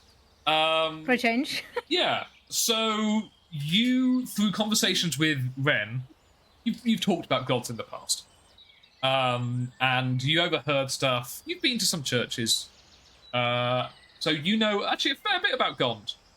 So they are usually portrayed as male, although most gods can differ in their portrayal. They are the god of smithing and fire They are from the Faerun, or the Feywild. He's a very common god for smaller villages like this that rely on a trade to be able to get money in. So because smithing is so important for this town, Gond is their god, and that's quite common in smaller towns. You'll often get smaller towns dedicated to gods of the harvest for similar theories, hopefully. Is that they're not known as... They are not an evil god, but they are, I guess I want to say the word no-nonsense, in the fact that they are very good and very helpful, but if you cross them, you have crossed them. Okay. Yeah, I would say, is there anything else in particular that you would like to know? I think that's enough. Okay. So Leah, you see the lights coming through the forest, and what would you like to do? Probably maybe like I had my torch on, and the signal was when it's off, they know that they are here, that Marcy is going to go in front of them, like Eri knows what to do. I think that they may have come up with a plan D, just in case, and I'm quite excited about it, so I'm just ready to do this. Okay. I think because I gave her bardic inspiration, I'm actually going to be like, I think it's best now. I've given you what I can. You know, I'm going to wait inside, upstairs, by the window, looking down, okay? That's where I'm going to be. I'll be here the whole time, and if you need me, then I'll be there. But I'll be out of sight. Okay. Did I receive any bardic inspiration, just to know how many you can give throughout the day? Yeah, I can give 2. Yeah. Okay, so you both have bardic inspiration. Wonderful. So the torch-bearing and sword-bearing villagers descend upon the Marsenia's hut, coming from the main path, the same direction that you would come from. And Marsenia is just leaning against the door. Or she's actually on the inside at the moment, just looking at Eritrea and just I'm really scared. This doesn't go right. What do you mean? Of course it'll go right. I mean, Hey, just don't overthink it. Think it like you're living in one of your stories, and you're just continuing to tell it. you're calling me the heroine of this story. I mean, you are pretty heroic. Pretty addicted. Like, Yeah, I don't know. Like she's definitely trying to amp herself up. It just like give me a name, give me a title or something. I don't know. Amp me up here, please. I think instead I'm just gonna give her a hug. Oh, No. that's Yeah. so much better and really sweet. And like, yeah, a little like longer one, and then just be like, yeah, okay. I am King. I'm King Marsenia of this place. I am. Sorry, whatever. Queen Marsenia, whatever. This is my castle, right? Yeah, and You if it don't know- goes wrong, you can always offer them soup. Always offer them soup, for fuck's sake. Okay. And she will open the front door and stride out the front with a steely look in her eyes. And I'll say, Leah, although you're from behind a tree, you can kind of recognise the look of the kind of fierceness that her uncle had in her eyes, or his eyes, as he looked at you. And she'll just stand up straight and just stare at them and just be like, "And what do you, miscreants, want? How dare you encroach upon my domain? You vagabonds, ruffians!" She's trying to use all the long words she can think of. She just hit. And that definitely Sam Wood is leading and kind of stops to speak. Marsenia, we've come to get you out of this forest for your own protection. It's going to burn down very, very soon. You know full well that my poor dear uncle, who is bedridden, cannot be moved. For his ailments are too strong, and Yeah. fragility. Her words are kind of failing her at this point, but she's really trying. Are you guys doing anything? I think we are waiting for a negative neutral reaction from Sam for us to help her, if it's okay with you, Eri. Yeah. Okay. I do bequeath to you all that you vacate this land and do not immolate its fine woodness. She's really she's doing she comes in fits and spurts, but I'm gonna say she has. What is your bardic inspiration? D6. D6. I think. Yeah. Okay, she is rolling persuasion to see if she can persuade the horde of villagers. I will say she is doing an all right speech. So, like Sam, he doesn't have his he didn't have his sword pointed at her, but even though it wasn't really up, it's still kind of lowered, and you can see a few of them are still lowering their weapons as well. And you can read a bit of uncertainty in them. But let's see how well she's doing. That's a nat 20. Fuck. Okay. And I'd like to point out that was also a 6 on the dice as well, so she max rolled. You guys have given her a good pep talk. You've given her... She has the support of her uncle, which she didn't even know she could have. Because like he's not really able to talk that much, but you were able to communicate through to her, which meant so much. The pep talk and the hug that Eritrea gave her just like really melted her nerves and her fear, and you can tell she knows an awful lot of long words. Like when she said, her grandfather taught her a lot of long words, he did, even if some of it was occasionally like woodness, but he knew the word immolate, which is very impressive. And Greg is impressed by himself. yeah. This is entirely just like me self-congratulating at this point. And you get that positive on the side of neutral reaction you were looking for. As you can see, the torches are definitely being lowered, and there is a murmuring of, what are we doing here?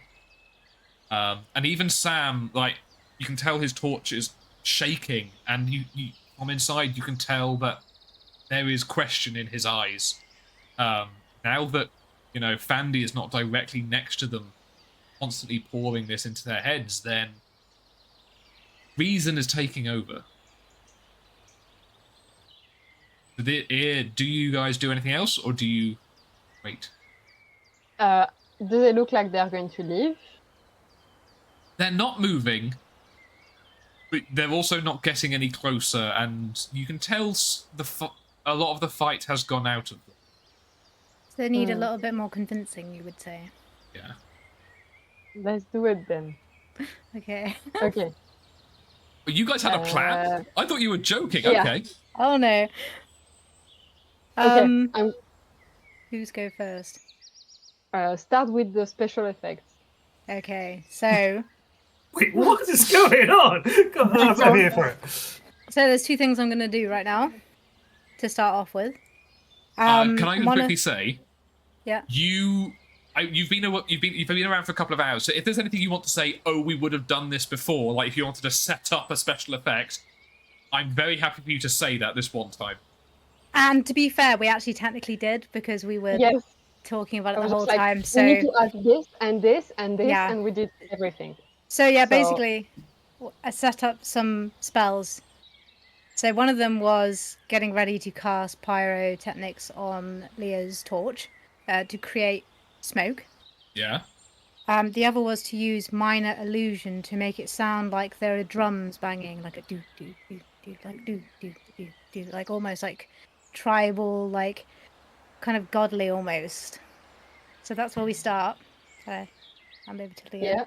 Oh my god. I guess like I can see her in the window, so I know it's happening. I hear the drums. I throw my torch like behind the bush, like there's smoke coming out towards the sky.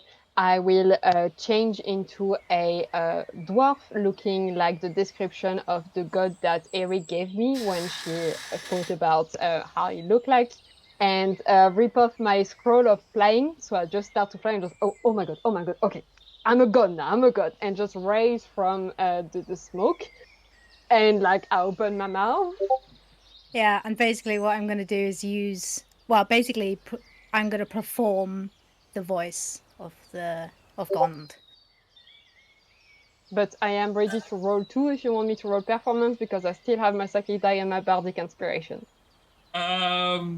Oh yeah, it's up to you. Holy fuck. Okay, you are pretending to be Gond in the flesh.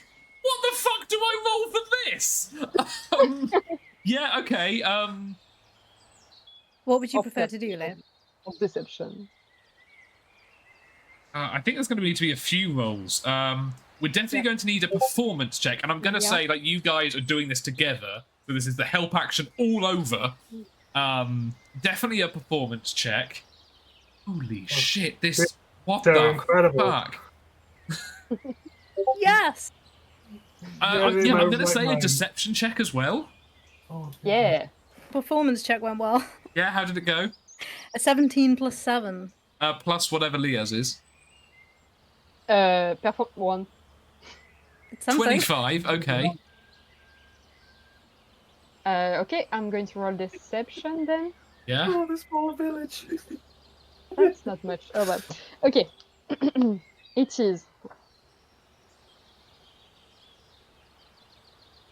23. I guess I do need to roll something. What, a 23? Okay, so... For the day, these villagers have been told that by the voice of Gond Fanby that there are unbelievers in these woods, and the woods are coming to kill them, so they need to stop it. And bear in mind they can see the trees getting closer and closer, they entirely believe this. They were even told by hunters who had been hurt by similar beasts. So they had steeled their entire courage to come out into the woods, buoyed on and led by Fanby, and even Sam was being pulled along with. Then Marsenia came out with the best speech any of them had ever heard, even though half of them couldn't understand the words. And then God showed up. Oh, and he's got some things to say. They all instantly fall to their knees before you. As you say... Am I or you? You. Yeah, okay. Alright, you've all been deceived! How can you say that I, the god of smithing, would let you burn these trees when these trees are used to fuel the very furnaces that we smith from? That is the only heresy that occurs here. God. Oh Yes. God, one of them says. Yes. Holy Yes. fuck. Oh my god. They are prostrated before. Their foreheads are on the ground. You hear not just muttered, but shouted prayers to Gond and begs for forgiveness. Oh Hmm. no.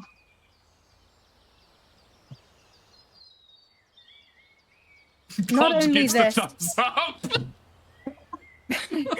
But you hunted down the very people that I assigned to help my forest. I created this so that people could smith. And yet you seek to destroy it, and you call yourself worshippers of Gond. This is insane. Sam of Samwood is at the front. I'll just call him Sam of Samwood now. I love that. Is kind of closest, and he is forehead pressed so deep it's creating a divot in the ground, and he just begs, "Please, beloved Gond, forgive our transgressions. Please." Now, I command that you pay this lady for her troubles and you leave back to your village. You pay this. Okay, there is they instantly start rifling through pockets, and these are poor farmers, but 10 golds worth of silvers, and like even a few swords are like thrown on the floor before her, and they go, "We will, God. We are sorry. We were deceived. We will not do this again. We will repent. We will repent. We're sorry." And they will back out, bowing and kowtowing as much as they can before they are gone into the forest again. Okay. Holy shit! That was so insane, y'all. That was amazing. So he started like literally be like, "Okay, you ready?" I was like, "They got a plan? Oh my goodness, what the hell is going on?" That was fun. I think because I'm still flying, Leah is just going to like fly towards the window, like and enter the room, be like, "Oh my God, we were amazing! You were amazing! Well done!" And That was so probably, much fun. hug her really tight. We're amazing. We're a great team. We are amazing. I'm high on adrenaline right now. We should probably go join Ryan. We should. Oh, Okay, so you, Okay. Marcelius just be. I can't believe that worked. I mean, I can't believe like you guys did so well. I mean, you look like the images of Gond in the church. But I can't believe, why did they listen to me? I just made shit up. You're great. I heard Woodness some of isn't those even words a I didn't even know word. what they meant. That'll be why then. I'm not even certain immolate is, but go. You should Oh, Tony, like he's a bit freaked out because God was outside. Good. Sure. And now he's upstairs. But please change back, just not to freak him out. Because if God walks downstairs, that might blow the poor boy's brain. Oof. Yep. But go. You should head back to your friend. Yes. Eri, do you trust me? There's a way for us to be a little bit faster. Yeah, And I think it trust would be you. quite fun. Let's You go. want to hop on my back? I still have like 55 minutes of flying. Yeah, sure. I mean, I haven't eaten much soup today, so let's go. Let's And go then. I think flying is 60, so you about double your speed. Yeah. So how do you fly? Are you rising above the treetops? Yeah. Okay. You Yeah, are bathed that's in moonlight. And it's kind of Yeah. a smaller version of when you were flying across the clouds on the airship. But now you're flying across a moonlit canopy. Just the two of you. Just the two of you. Yeah. Ren, Oh boy. you were waiting at the entrance, I guess. Mm-hmm. And from the trees, Andy comes walking with Jeremiah. And he is staring you down and goes, "At least you have some backbone to come and stand. I assume to fight or to grovel." Andy, you realize what you're doing, right? You're a little bit scared about the situation that's going on, so you decided to just burn it all down. That's not the graces and powers that are bestowed upon you by Gond. You are supposed to You do not speak for preach my god. and follow. Perhaps I Well, question if you you even don't speak speak- for yours.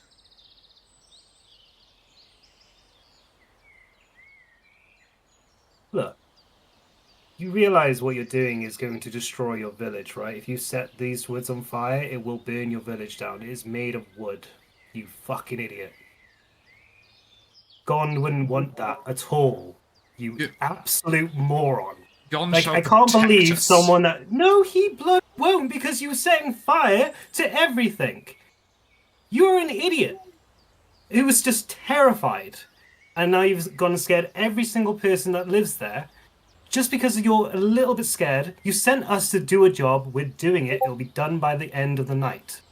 But you can't even wait to the people that you sent out. You can't even let them go and do the thing that you sent them out for. And then you accuse them of heresy.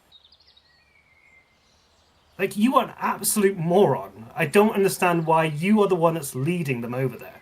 Why should I even be speaking to you since you've broken... You gave me one word, and yet you stole from me. I Stole didn't from the steal from church. you. I told you that I was going to be using it for research, and you said yes, but please make sure it will come back, and it will. I have not used it. I literally found out what it did, went and figured that with what I figured out, went down to the mines, managed to find where we're going, which was everything that you signed off on. You gave me your word that you would not remove it from the village, and you would return it as soon as your friends had looked at it. I said I would You did return not. it. I did say I would return it, and I will. Is this truly what Sune stands for? Sune stands for beauty, which you're about to destroy, so I think we're on the opposite ends of this, personally. Someone who puts so much trickery in words, I might even think you were perhaps working for the Fae and not for the deity. Let us see whether your goddess will protect you, as I believe mine shall protect me. He will draw his hammer. No, it's already drawn, but he will wield it. Jeremiah, stand back.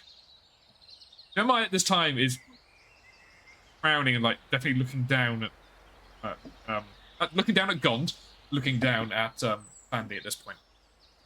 I will draw my halberd. Okay. This isn't where the fight I thought was going to take place, so I haven't got a battle map ready for this, so we're going to do a narrative fight. Okay. But we will still fight and everything. Unfortunately, I just don't have anything in particular. Seraphina. Yeah, sorry, I just wanted to interrupt. I sent you a message on the private chat. But it's fine if you didn't see it. Yeah, I I can can't say it out look loud at Discord messages at this point. Oh, okay. That's fine. So, I mean, I only asked because I didn't want to interrupt everything that was going on. But I wanted to know if I can see what's inside the barrel. No, it's closed at the top. It's closed at the top. Damn it. I asked it a different way so you wouldn't say no. Okay. But there, so just be... Jeremiah, do stand back or whatever it is you'll... Wait somewhere else. I shall deal with this heretic. Deceiver. Man. Oh boy, oh boy. Okay, so please roll. Are you opting into this fight? The man has besieged my honor several times. Yeah, like I have a line. He's gone and danced around it enough. Yeah, I'm going. Okay, initiative, please. Yeah, that's a 19. Okay, yeah, you win. Thank you. You win the initiative fight. That isn't how the entire fight is decided. The whole I am- thing. So much I was planning on doing. Okay. Oh, great. So you get to go first.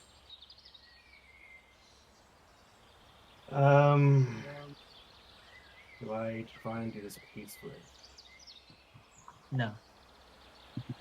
or do I just go? The peaceful routes have been... We've tried that. Okay, I'm going to use my action and bonus action to do Thunderous Smite. So yeah, you can move towards him at any point you want. That's absolutely fine. Yeah, I'll move so I'm like, because I have my range with my halberd as well, so I'll move within that. Oh yes, you range. do. Yes, I do. So yeah, I'll do that. Yeah, so I'll just swing with that. Action, bonus action. Does a 18 hit? No. Oh shit, my life. You will notice What? that he is wearing extremely heavy armor. As Gond is the god of forging, that you can imagine this is party armor. But then again, you are also wearing yours. Yeah. Okay. I will say, Seraphina, you said you were following. Yes. Are you... I would like you to roll initiative as well. You don't have to get involved in the fight, but if you want to Yeah. in the area, I'm this still is one what I of would do. the- So that's great, thank you. So that's with my -1 initiative, that is 13. 13 still beats his. So am I in there? Yes, you are. Once Ren has missed, unfortunately. I'm Oh, just shit. going to double check if I use up a slot. If I miss on Smite, I'm pretty sure I don't. Yeah, I don't think you do. It is like your power is not enough to beat my faith. We'll see. There's no actual battle music on. Oh, battle music. That's a good point. I've still got lovely trees. Yeah, it's like this is ruin the atmosphere of Oh my this God. next movie. Okay. So, Therapina, it is your go. Yes. So, what I would do is, so Seraphina's going to firstly just look to see if what does Jeremiah do with the barrel? He is still holding it. He's still holding it. He's not going to put it down or anything like that. Okay. Then what she's going to do is, pick up a rock and throw it across to make noise in a different area. Okay, you can definitely do that. I'm going to have... I don't know. I'll think a concentration check just to see... No, I'm going to do a perception check. But... Okay, nat 1. Does that mean... I should have decided. Does that mean they hear it or don't hear it? It's whatever is bad for them, surely. Yeah, so I guess Which it'd be is the how distracted they are by it. Yeah, okay, Yeah. so... I'm going to say you throw the rock in a random direction. That's enough towards them they'd hear it. But I'm going to say that as it lands, it startles perhaps a nearby wildlife, like a fox or something, or a badger that would be sleeping nearby. Oh, no. And so there Okay. is a loud hissing noise and a very fast scampering through the undergrowth, which does scare Jeremiah, and he's turned to look at it. Okay. Is he still holding the barrel? Yes. Okay. Does that count as my action? You have used an item, so yes. Oh shit. Okay. Okay. My next thing I want to do is. Oh wait, it's an action to turn into to use wild shape, or is it a bonus action? You need to know that. I Actually, should a know bonus. that. I think Circle of Moon is the bonus action one, but I'm not sure.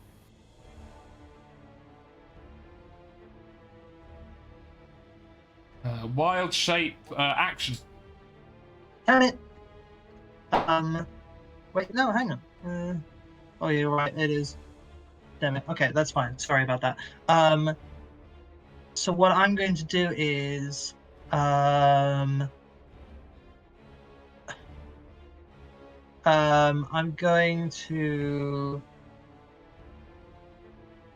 going to sneak up behind him. I've got bad stealth, but I'm going to sneak up behind him whilst I do that. Because what I want to do is try to find any opening on this barrel.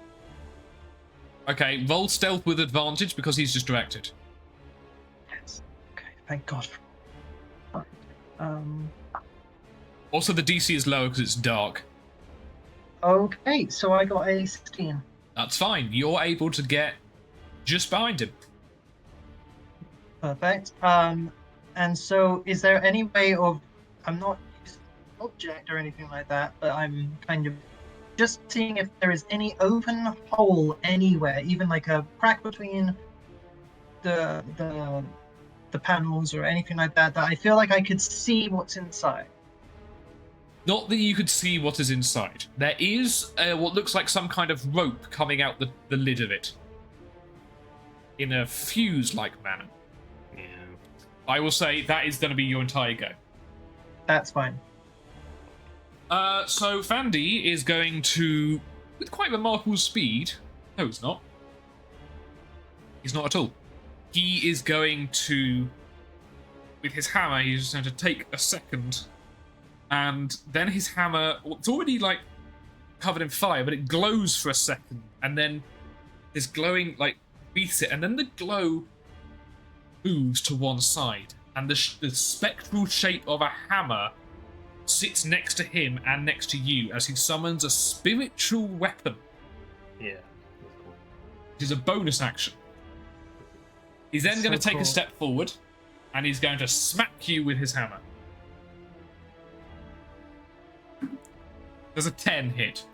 No, not. This is going to be two armored giants hitting each other and doing nothing. Yeah, that's it. Cool. I'll go for the Thunderous Smite again. Okay. Oh, damn, it was so close to a crit.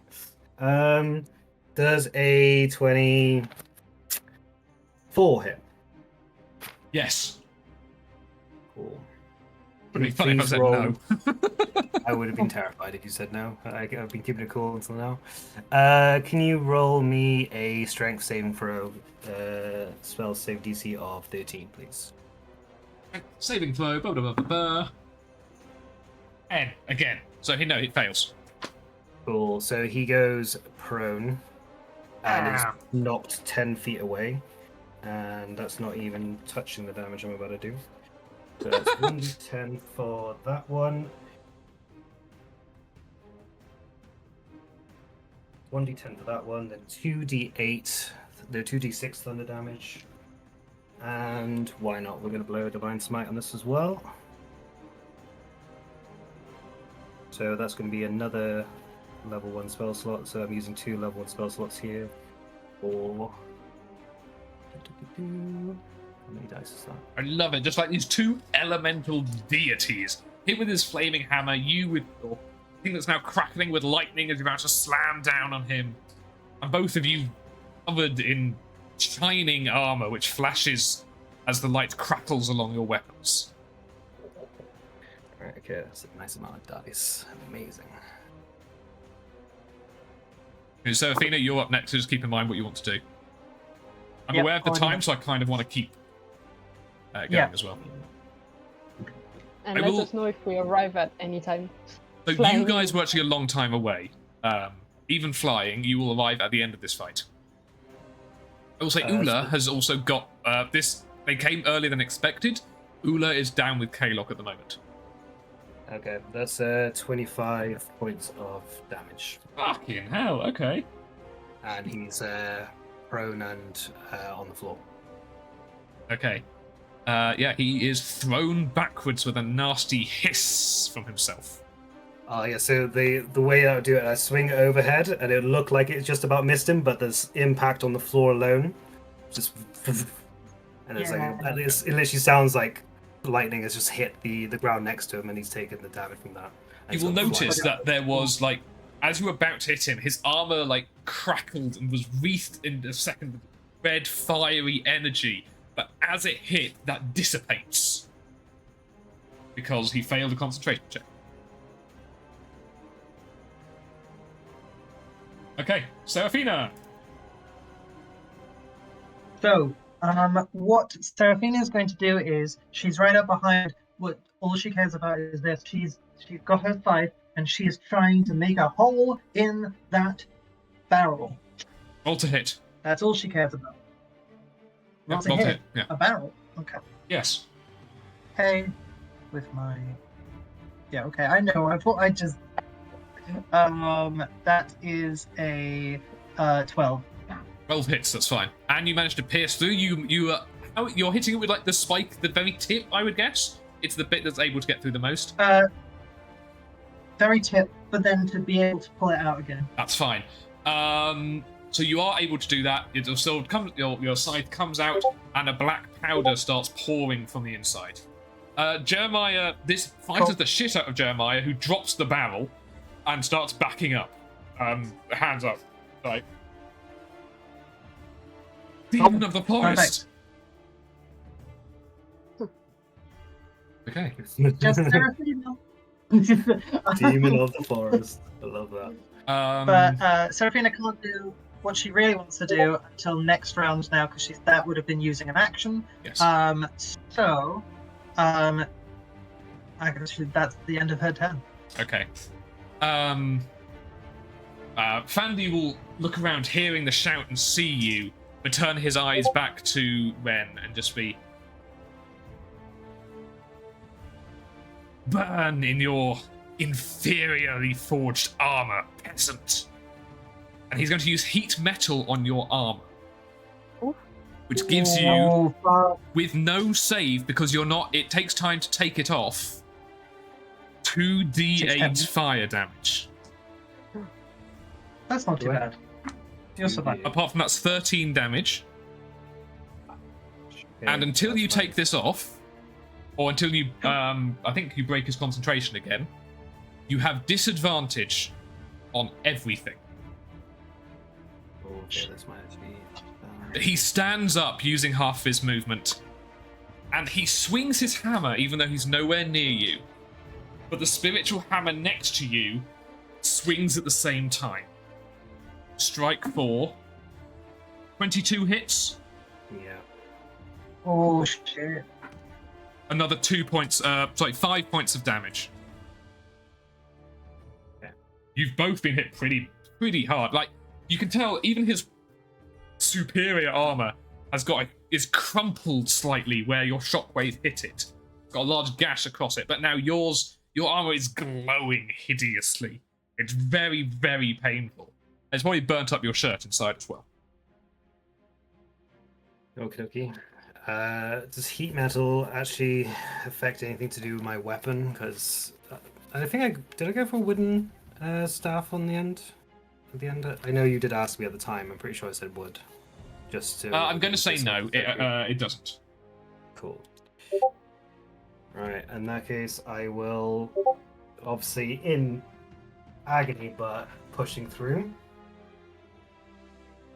Goodness. What are you doing? Anyway, I'm going to swing with my halberd again. With disadvantage, With disadvantage. but his AC is lowered because his shield, his faith has worn off. That's a brilliant idea. Cool. So does it could have been a nat 20. So I rolled a 20 and a 16. So that is a 21 for me to hit. That hits. He tries to dodge out the way, but you've crumpled perhaps even part of his leg armor, so he can't have the speed that he needs to dodge. Well, I'm going to blow another divine smite on this one as well. So I need a d10 for that one, 2d8 for that one. Oh, that's terrible. That is awful. Okay, that is a. That's 9 damage, and then as my bonus action, I am going to cast Shield of Faith on myself. Okay. 9 damage. Yeah. I rolled really badly. He's hurt. He's really hurt, but I suspect so are you. I'm not less than half yet. Okay. Seraphina. Yes, so what Seraph is going to do is cast Create or Destroy Water on the barrel, Yeah? wetting the gunpowder and rendering it useless. You can wet the gunpowder in the barrel. I will say some has fallen out onto the floor, and that will not be affected. It's like you've broken like an egg timer, and so sand is falling out. So there is room inside for you to create some water. I can create. Well, here's the thing: it is on its side, and if the stuff is leaking out, that means that any liquid inside can also leak out. And I can create up to 10 gallons of water within the container. So if any is leaking out of it straight away, it will still fill up, and more will come out. So it should get it all. You have got the majority of it, which is it's larger than a 10-gallon barrel. 10 gallons isn't even that much. But you have managed to wet all of the gunpowder of this black powder inside. Yes. Some has fallen out, and that is still a danger. Well, then with my I can't do anything like that as a with my bonus action, I would like to spit on that. No, I'd like to piss on it. It's the best way that I can get as much water on it as possible.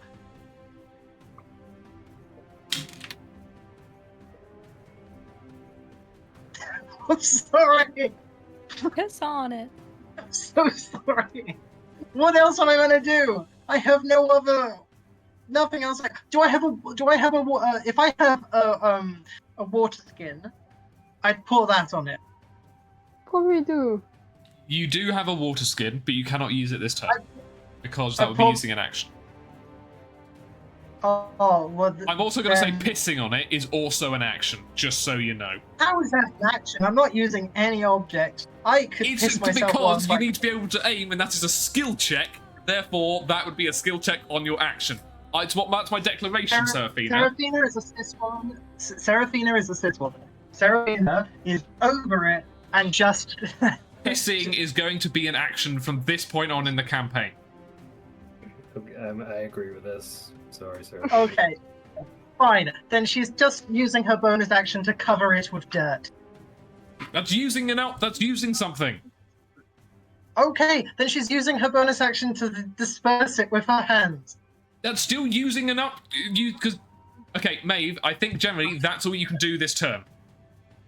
Okay, that's fine. Okay. Sorry. In hell. It is Fandy's go again. And he Did you roll is concentration? firstly. Pardon? Did you roll concentration on heat metal? No, I did not. He fails. Fuck. Yes. Oh, that means he can't do it again! Okay. Sorry. That was the heat metal was scary. Heat metal is scary, you're absolutely right. Not the scariest thing he's got, but. I want to help. It's something. Oh. So he looks furious at you, but he will breathe in, stare at you, and the flames around his hammer will start swirling and swirling until they start swirling around him and they form into tiny flaming balls flying around him which look like little spirits as he casts Spirit Guardians. Oh, I never saw this one in a D&D game. You are within 15 feet, so you are going to take this. Actually, we forgot something. I would have had an attack of opportunity on him if he. Actually, no, 15 feet. You're fine for now. Yes. Yeah.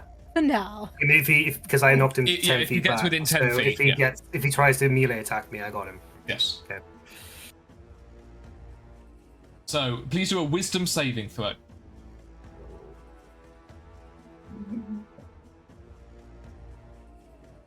$13? I didn't look, fuck. Fail, 14. Oh. I'd like to point out, this guy's a level 6 cleric, so... I'm a level 4. Oh my god, he's going to die. Oh my god. I know. Please take 3d8 radiant damage. That could all be ones. That could all be ones. It's gonna be 3 points. He could kill me. It's gonna be 3. 3 points. It's fine. I'm dead. That was it. 15. It's fine. Oh no, okay. We're holding in. Okay. He then, as these spirits are around him, he raises his hammer again, as does the glowing hammer right next to you, because it's a bonus attack to strike with a spiritual weapon. Okay. For another 5 damage. Did you hit me though? You had to roll to hit Oh me. fuck! He needs to. That's a good point. He needs to roll to hit. Fuck! I'm in his hit. 23. Yeah, 5 damage. I'm down. Okay, cool. Okay. It strikes you in the side. You're battered by these flames that wreath across you, and then just as your vision clears, you see this hammer strike you from the side, and you fall down, unconscious, I would guess. Yeah, no, Not straight I'm up down, dead. Yeah, not straight up dead now. Okay. Right. There's a lot of damage you have to do that. You have to do any death saving throws or anything this turn. Oh wait, no, it is because it's your turn. Please make a death saving throw. Oh yeah, it is. Yeah. Fuck. Fail. Can you tell us what you rolled as well? 9. Oh, that's so close. Oh. So for Tasha, who I think hasn't done death saving throws before, I believe you get 3 chances. Oh, no, you've played Baldur's Gate. You do know. Sorry. Yeah. So it is then Seraphina's go. You have a choice. Do you piss on the ground or save Ren? I'm gonna make this very dramatic thing. So she has been caring about this barrel and this water, and sees the black powder kind of spread against the floor, but also sees Ren go down. And they're in two different directions, and she wants to do something, not piss, on the to get rid of that remaining black powder. But instead, what she does is she will walk towards Fandy, and actually, will she walk to? Yeah, no, she's not going to turn into a gas ball. That would be disastrous. She's going to walk towards Fandy, and Greg, I need to know: will Moonbeam set the forest on fire? No, it scorches the ground, but it does not set things on fire. We have confirmed this in a previous fight. Yeah, that's what I was going to say. Okay. I will say, you have confirmed you are walking towards Fandy. Yes. How close are you getting? Not that close. Are you actually, yeah, I need to know how close. Actually, I realized that I would probably turn to Fandy, and because of how quickly he went down, I probably wouldn't walk towards him. Now I think about it, I would be as far away as I was, because Moonbeam is within 120 feet range. Yeah. So she would cast Moonbeam, throw it down, and through kind of a gap within the tree tops, the moon's light will cast onto him. Open up the sky. So please, what do I need to do for that, Moonbeam? I can only cast it at second level spell. If I could, I'd cast it. Needs to do a Constitution saving throw. He's not bad at. That's a lie. Oh, I just missed. Fuck. 15. 15. That. Oh, it's. Should succeed at this level. Yeah, I think it does succeed at this level. It's half damage, but how much? Half damage. So it's 2d10. Can I roll, or did you want to? Please roll. Ooh, that's 2 9s, so 18 half. So 9 points of radiant damage. He had 9 health left. Was that close? Yo! It was that close. Oh, that's so annoying. Because skill checks bypass armor. Hey, Seraphina. How do you want to do this? Oh my god! Your first mini-boss defeated.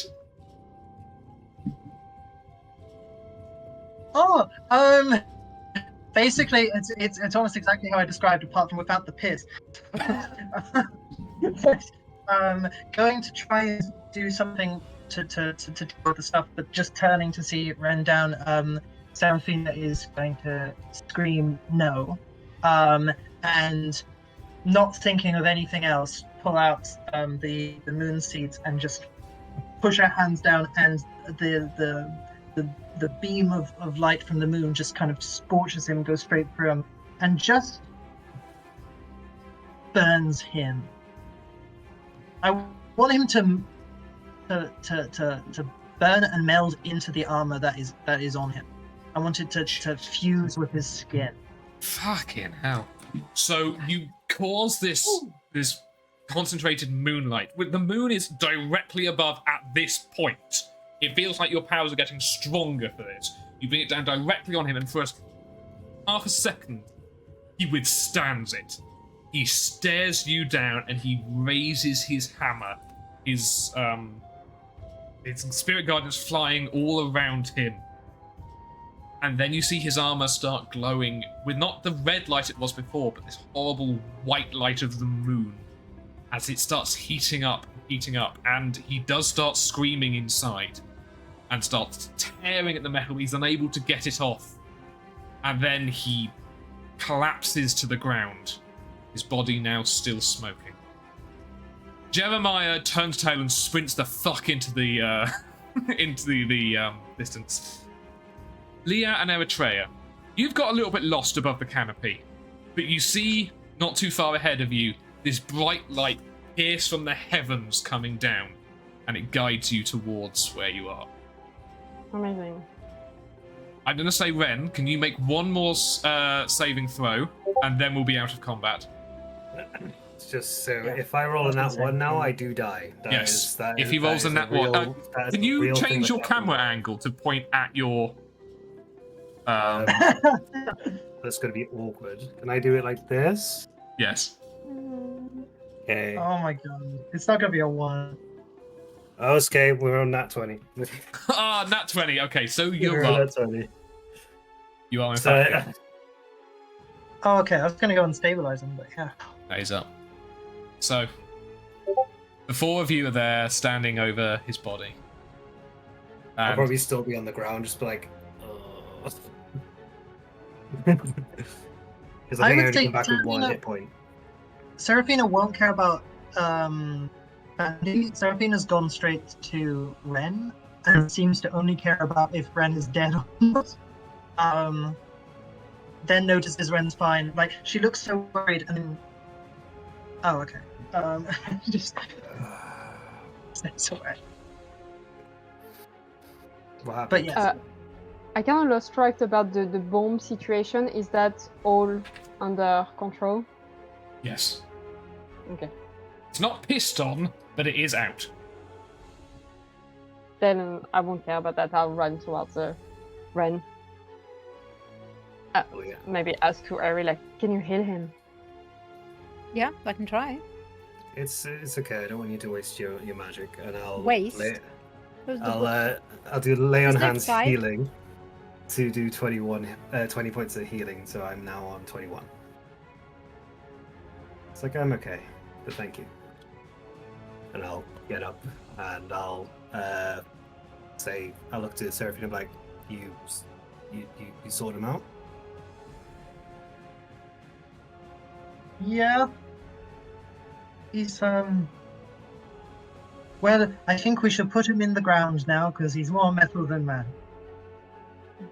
That is the way. Yeah. We should probably let the villagers do it though. We shouldn't be the one to bury the person we just killed. Thank you Sure. for saving me. He would have killed me. That's alright. I think Okay. you're not even a tree. But at that moment, he was still and couldn't move, so I pitied him the same. Ah, okay. So I just have to be dying. That's cool. I could die a lot more if that helps you. You know. It just break really would. barrier. It really would. It would make me feel better if he died more. Cool. So Leah, we're going to do more knife tricks just so we get more out of this version of Seraphina. More, you know, miss on purpose is fine. Okay, but it's not really fun to see you dead. That was very scary. Yeah. It's cool. He wasn't dead. Let's stop being so melodramatic. It was a close one. I mean, come on. If you had died, I would have kicked you in the shin. Yep, that's fair. That's fair. I didn't actually think the little guy would put up as much of a fight. He was actually scarily good at combat. That was terrifying. You hear footsteps, hurried footsteps, running towards you from the mine. As Ula runs up, and I'm not going to say any of your passive insights are good enough here, but she beckons you, said, "Come on, I think it's about to happen. Quickly." I'll follow. Cool. He's giving birth. Can I like bend down and pick up a particular warhammer that acted as a torch? You can, in Yeah. fact. I will say the light on it has gone out. It is now. I'm gonna keep it in case I need to. What's the word? I think you need to do with magic items. Hit something, yeah. Yeah, I'll keep it on me just in case for now. Not claiming it as my loot or anything like that. It's just like it looked really useful. I mean, you earned And- it. We were flying in the sky, having fun. So Having a it's great yours. time. You were flying? Yeah, that's a long story. Right, I was on Leah's back. And I was a god. That was really fun. You were a god? Yeah. You run down. I love this, but please, like, I'm well aware of time. Just because people want to go to sleep. You run down the mine shaft. You know it all. So I'm just going to say you get to the chasm, and Ula's built a decent enough bridge across using some of the fallen logs, some of the fallen trees which were found. And so you're able to get across that fine, and you enter the grove. Now, I have a picture of the grove for you this time. Yeah. Was this the area we were meant to fight in? Was the grove? Yes. Oh, sorry, man. I'd like to point out, I've just had to very, very quickly remove all of the fire from it, because it was all going to be burning. And a number of other things. I also can't show it on stream. Just imagine it's a really nice picture. It's like the best picture, y'all. I'm just saying, like, this pretty and then there's this. It's stunning in there. God, it's whatever you think the Feywild would look like. But Kaylock is... She has her hands on her staff with the dong on the end of it, and she is... The portal itself is writhing, and this black mass that you saw before is now far more prominent. Water is pouring from it, and like this place seems to be almost like filling up with water. Just for a second, and then just... I'm glad you came. This is going to be a hell of a thing to see. And whatever is in it, was on it, explodes. Water comes gushing out in all directions, and all of you, you can't do a strength check, you can't do a con check, all of you are instantly basically dragged along with whatever current this is putting out. And as you're being shaken around, you're being tossed and turned, occasionally you bash into the side of the cavern. You see something in the water with you, but you cannot get a glance enough of it. And eventually there is a huge rock, like, exploding noise as so much water is poured out of this that the very rock above you has been blown open from the inside, open to the night sky. I'm also going to send you a second picture of this as well. Because I'm damned if I'm not going to get as many pictures as I can to this. Basically, you find yourself on the edge of this brand new lake in the middle of these... Fuck, I've broken something. No, it's okay. In the middle of this brand new clearing, which has got this salty water filling it now. And the trees that are there, you can see they're all blown away, but despite that, you can see the flowers and stuff that were in the grove below are now floating along the surface. You can see them on some of the banks. There's definitely been some dissemination of this Feywildry here. You drag yourselves from the water, coughing up a fair bit, and you find yourself on the bank of this new lake. Kaylock and Ula are exactly the same. You're all drenched through to the skin. But the full moon, which is glinting down onto this churning water, does highlight a shape swimming beneath the water. Just for a second, rises to the surface. It's an extremely long, scaly body, two bright orange reptile eyes, as this what appears to be maybe 50, 60 foot long alligator of scales of bright blue just sits in the water for a second staring at you before darting back down underwater. Haylock is lying on the side. It's nature spirit from the Feywild was trying to come through and got stuck. Its magic is what was filling this area. But it's through now. Oh, it's beautiful. See you later, alligator, I guess. Does that mean his trees are going to stop shooting out from random places now, right? Yeah. Okay. It's going to live here. It will affect the area, but not in the same way. There's no... untethered life which is trying to find. If you listen, Seraphina, the trees are alive again. Properly, Apart fully. from the ones what about the ones that blew down? Such is the nature of nature. It is the cycle. Poor things. Thank you, And Caleb. you actually see from the bank on the other side, you actually see some of the bamboo, quite similar to Legion the Dominator, which is still in your pocket, Yeah. has already taken root, and it was described as very quickly growing.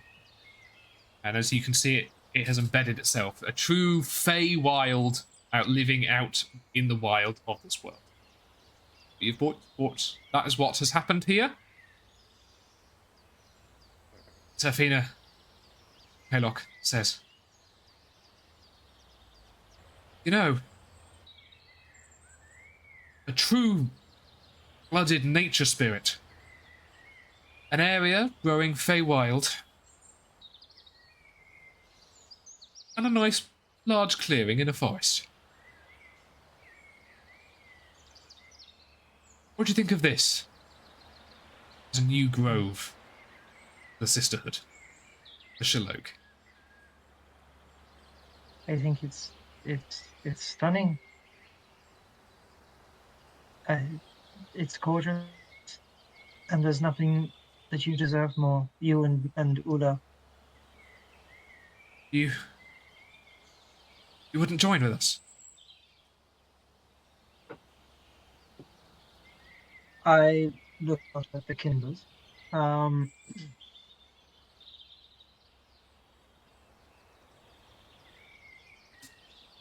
With you protecting this forest, these trees' lives are safe. But there are many plants wandering across this world that may need my help. So, if you don't mind, but I will come back.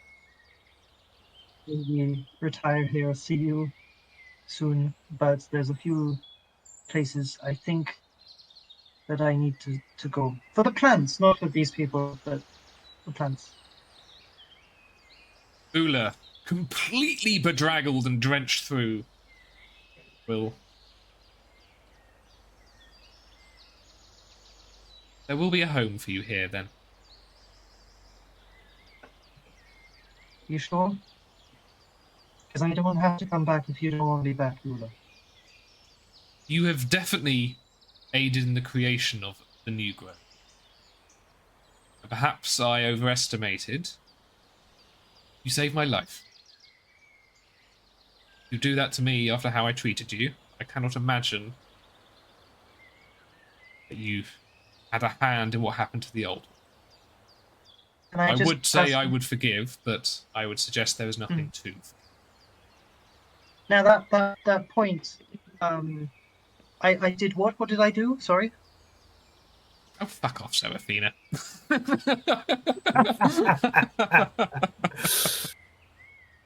going to give her a hug if she accepts it. You will get a hug as well. And that, I think, is where I'm probably going to leave this. Unless people would like to do a bit of a leave... I'm just looking at the time. Would people like to do anything else right now? I wouldn't say anything. I can't wait until the next one. I guess it would be more of a flabbergasted, like in the background, like while that's going on. It's like, did you say God earlier? But like that, that would be about it. So we'll be like discussing what they did, and I'm like, yeah, the little guy really beat me up, man. So bad. Okay. But yeah, that'd probably be. It would just be like the off drifts of like adventurers chatting about what they did, kind of thing.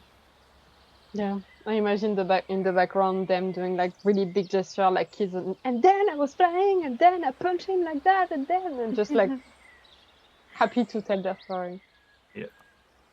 Okay. Well, that is the end of this little arc, which does mean you will be leveling up. level 5. I know it was quite recently since your last one, but the first one went on too long. I'm expecting like usually about 10 to 12 sessions between level ups, and this puts you back on track for that. Okay. I mean, Also, well, That was great. I get 2 attacks. and so that is it for a little while. Due to scheduling, we are on break for about a month. Probably around the 3rd, I think, we're going to come back. Mm. No, Run- around the Another week 12th, wasn't it? The And the Wednesday 12th. 11th, that's the next time we'll be playing. So, 3 weeks off. Okay. Well, we'll be beginning, I assume, your future travels down south towards the Broken Isle. And I will let you know a few other things that happen in the background of this between then and now as well. Okay. Well, thank you very much. I hope you all enjoyed. Yeah.